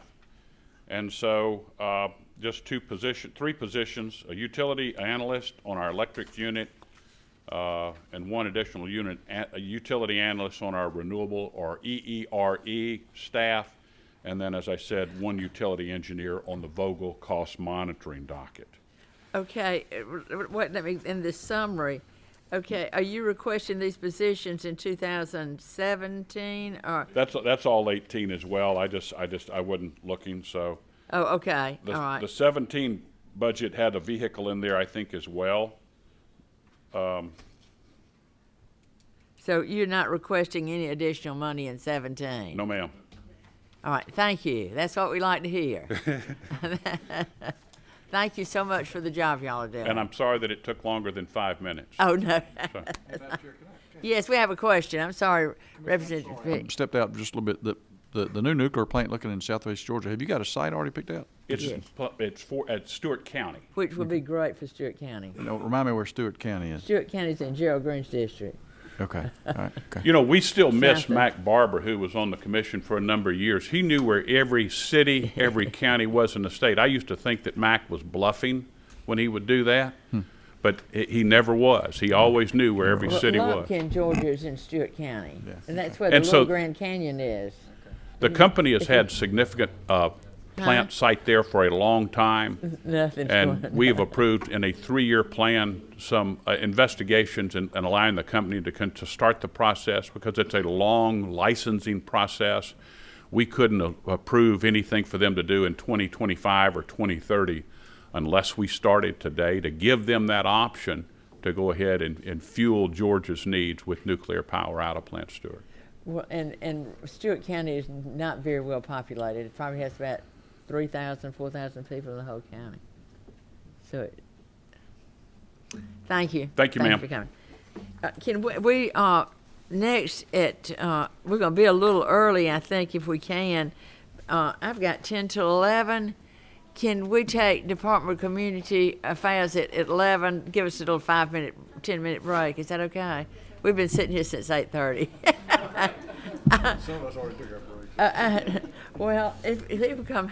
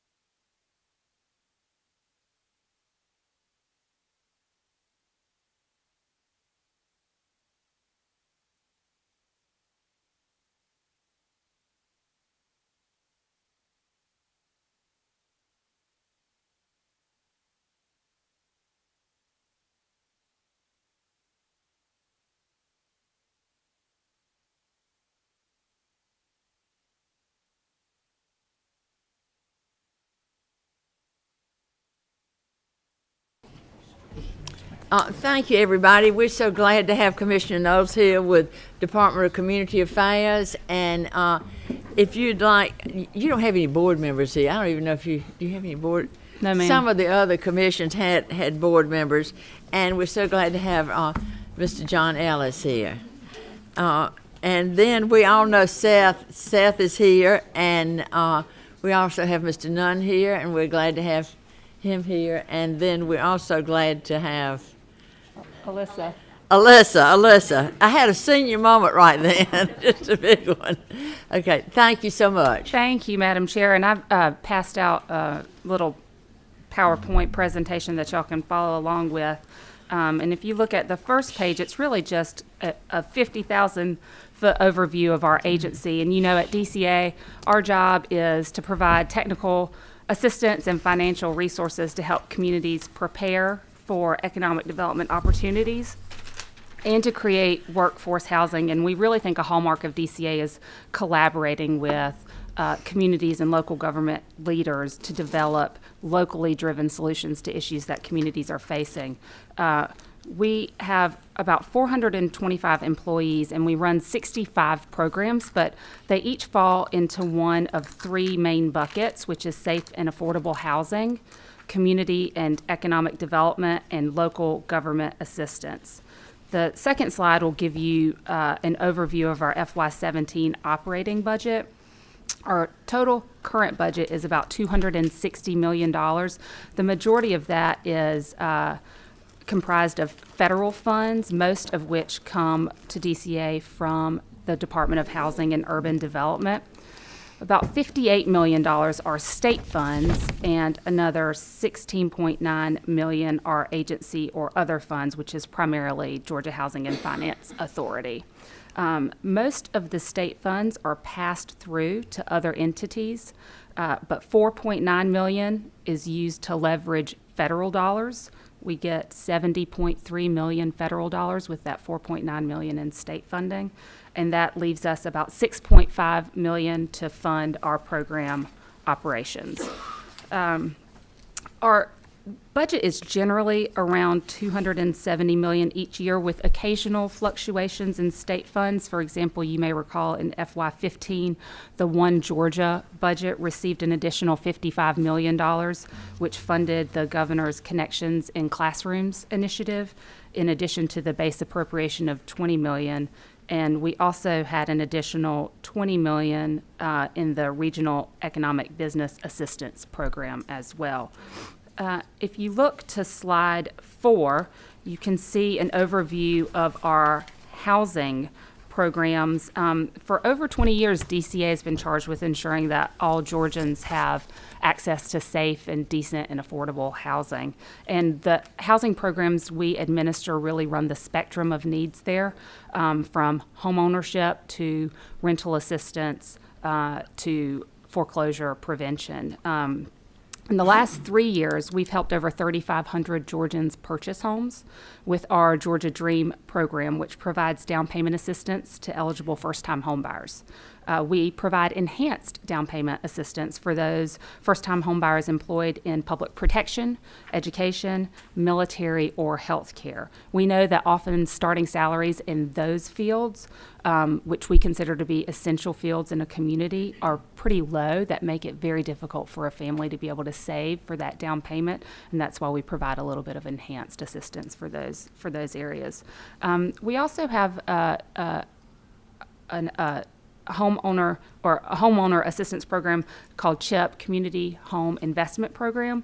Last year we provided more than $6 million through that to 16 different communities to help them build 26 new homes and provide housing rehab assistance for over 100 homeowners.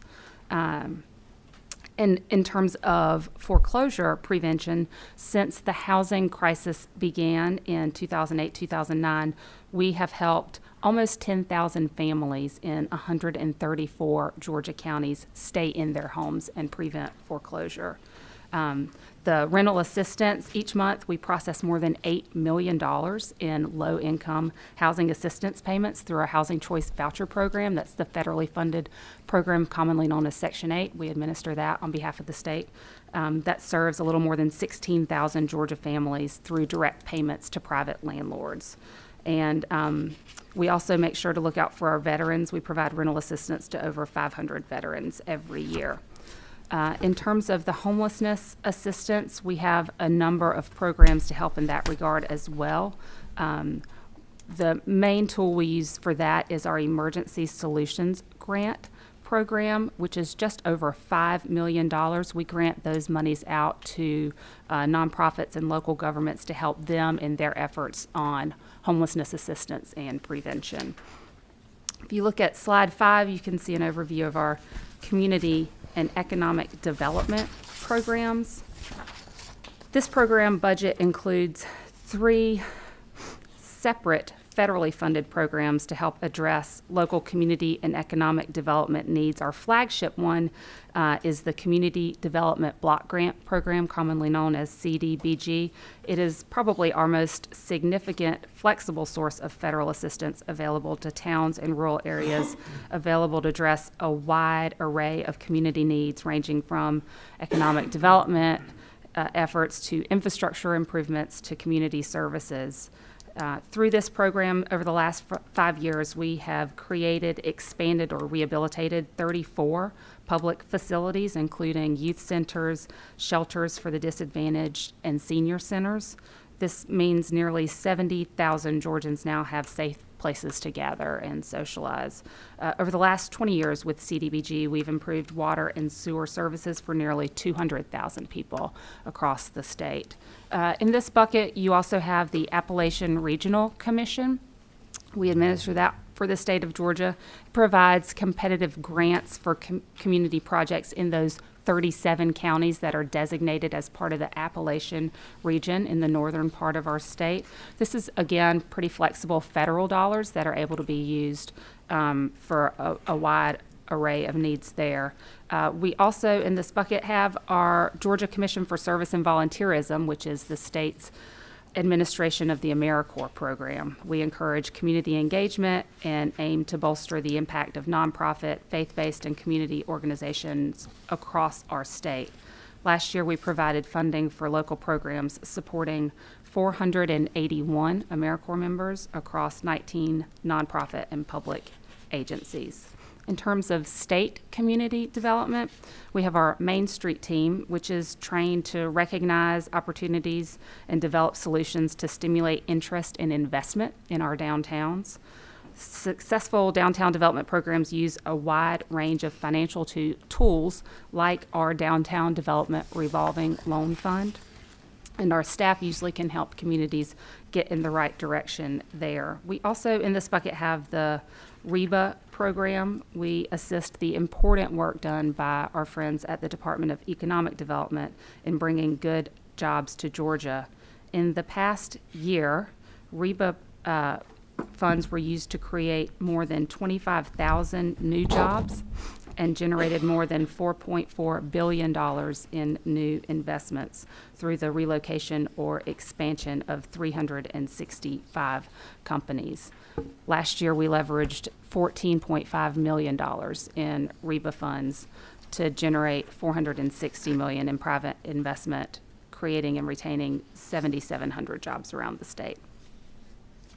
And finally, we have the SSBCI program, the State Small Business Credit Initiative. Through this program, we are able to leverage federal dollars with private lending to encourage the development and growth of small business, particularly minority and women-owned small business. We know that in Georgia, our rural areas rely on very different resources to thrive than our urban areas, and the programs of the One Georgia Authority serve as a great tool for these communities. Through One Georgia, we competitively award grants to communities in rural Georgia to help them prepare for economic development opportunities. Over the last year, we've really made a concentrated effort to increase the quality of applications that we receive by working with local governments directly, and we've seen that pay off. We have the equity program there, which is really geared towards helping communities prepare for those needs. We also have the EDGE program, which is used for businesses that are locating and creating jobs. Last year, we invested $3.5 million in projects through EDGE that created or retained almost 2,000 jobs and generated private investment of $163 million. Excuse me. Excuse me. If you look to slide 6, you can see our third bucket, local government assistance. Coordinated planning, we help Georgia's cities and counties plan, anticipate change, envision the future, address challenges they may have, and achieve goals that they set out to do in their plans. And we do this mostly through partnerships with the regional commissions. We work with them to help local governments develop comprehensive plans that meet the needs of their communities. And that's an important thing we do there. We also have a wide array of programs we administer that can help communities with a broad spectrum of challenges in terms of our regional services. One day that could be land use development and financing. The next day that could be working on innovative solutions to develop workforce housing. And in this regard, we really dedicate a team of staff that are embedded in communities in the 12 regions of the state to work directly with local governments, local elected officials, to make sure that they're aware of us and our programs, and we're aware of opportunities and challenges that are out in communities. The final piece here is research and surveys. We're charged with assisting local governments in a few areas, and one important way we do this is to collect information that is made available to local governments. In total, we produce 13 reports and surveys required by state law, and we've been working with both ACCG and GMA on ways to make these reporting requirements less onerous for local governments while still meeting the requirements of the law and providing value to those who utilize them. Slide 7 is just an overview of our state funds. The vast majority of our state funds are pass-through dollars, primarily REBA, One Georgia, and Regional Commission funding. Only 11% of our state funds actually support program operations, with the remaining 8% used to leverage federal dollars. And slide 8 just shows you the $4.4 million DCA receives in state matching funds, leveraging over $70 million in federal funds. We do have also in front of you a budget request we will be seeking for the census 2020. The process for the census is approaching, and DCA has historically been tasked with developing and implementing a plan for ensuring the most accurate census count possible. The importance of this is kind of twofold. We have been told that potentially another congressional seat could be in the balance for our state, depending on our number count. And additionally, certain federal funding opportunities are tied to our population. So we certainly want to do our part to make sure that we have the most accurate and complete count available. There's a handout that gives detailed information about the budget request and how that funding would be used.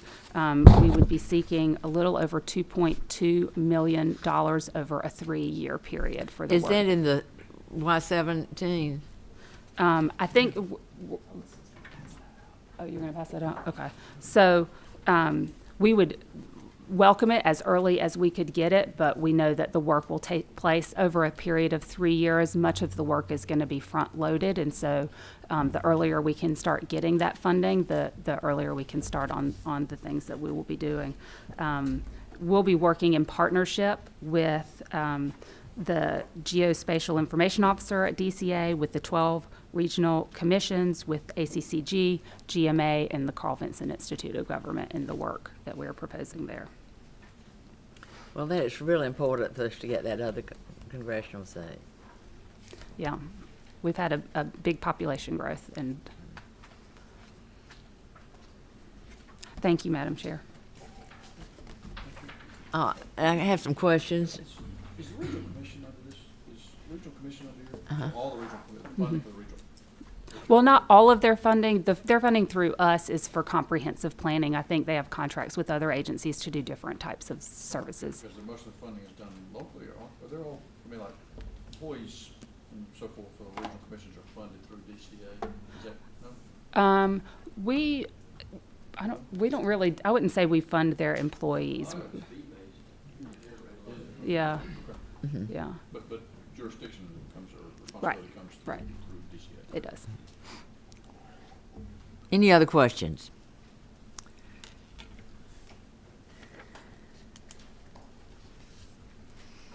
Thank you. Thank you so Thank you for the much. job you're doing. Thank you. And let me ask you something. Okay, one other question. On these matching funds now, on this FY17, I think it's page 8. Yes, ma'am. Okay, this is the additional funds that we need to get to pull in. We need $4.4 million to pull in 70 million. Yes, ma'am. Well, that's a sort of a no-brainer, I think. Right. And that's just the breakdown of what Okay. the state What do matches y'all for those think? Any- programs. That's the easy one on that one. Okay, thank you. Thank you.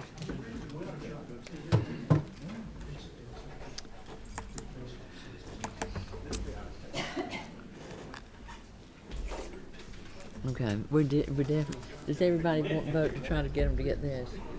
They already, Okay. that's what they already have. Oh, this That's the is, state match that they already have to pull this down for FY17.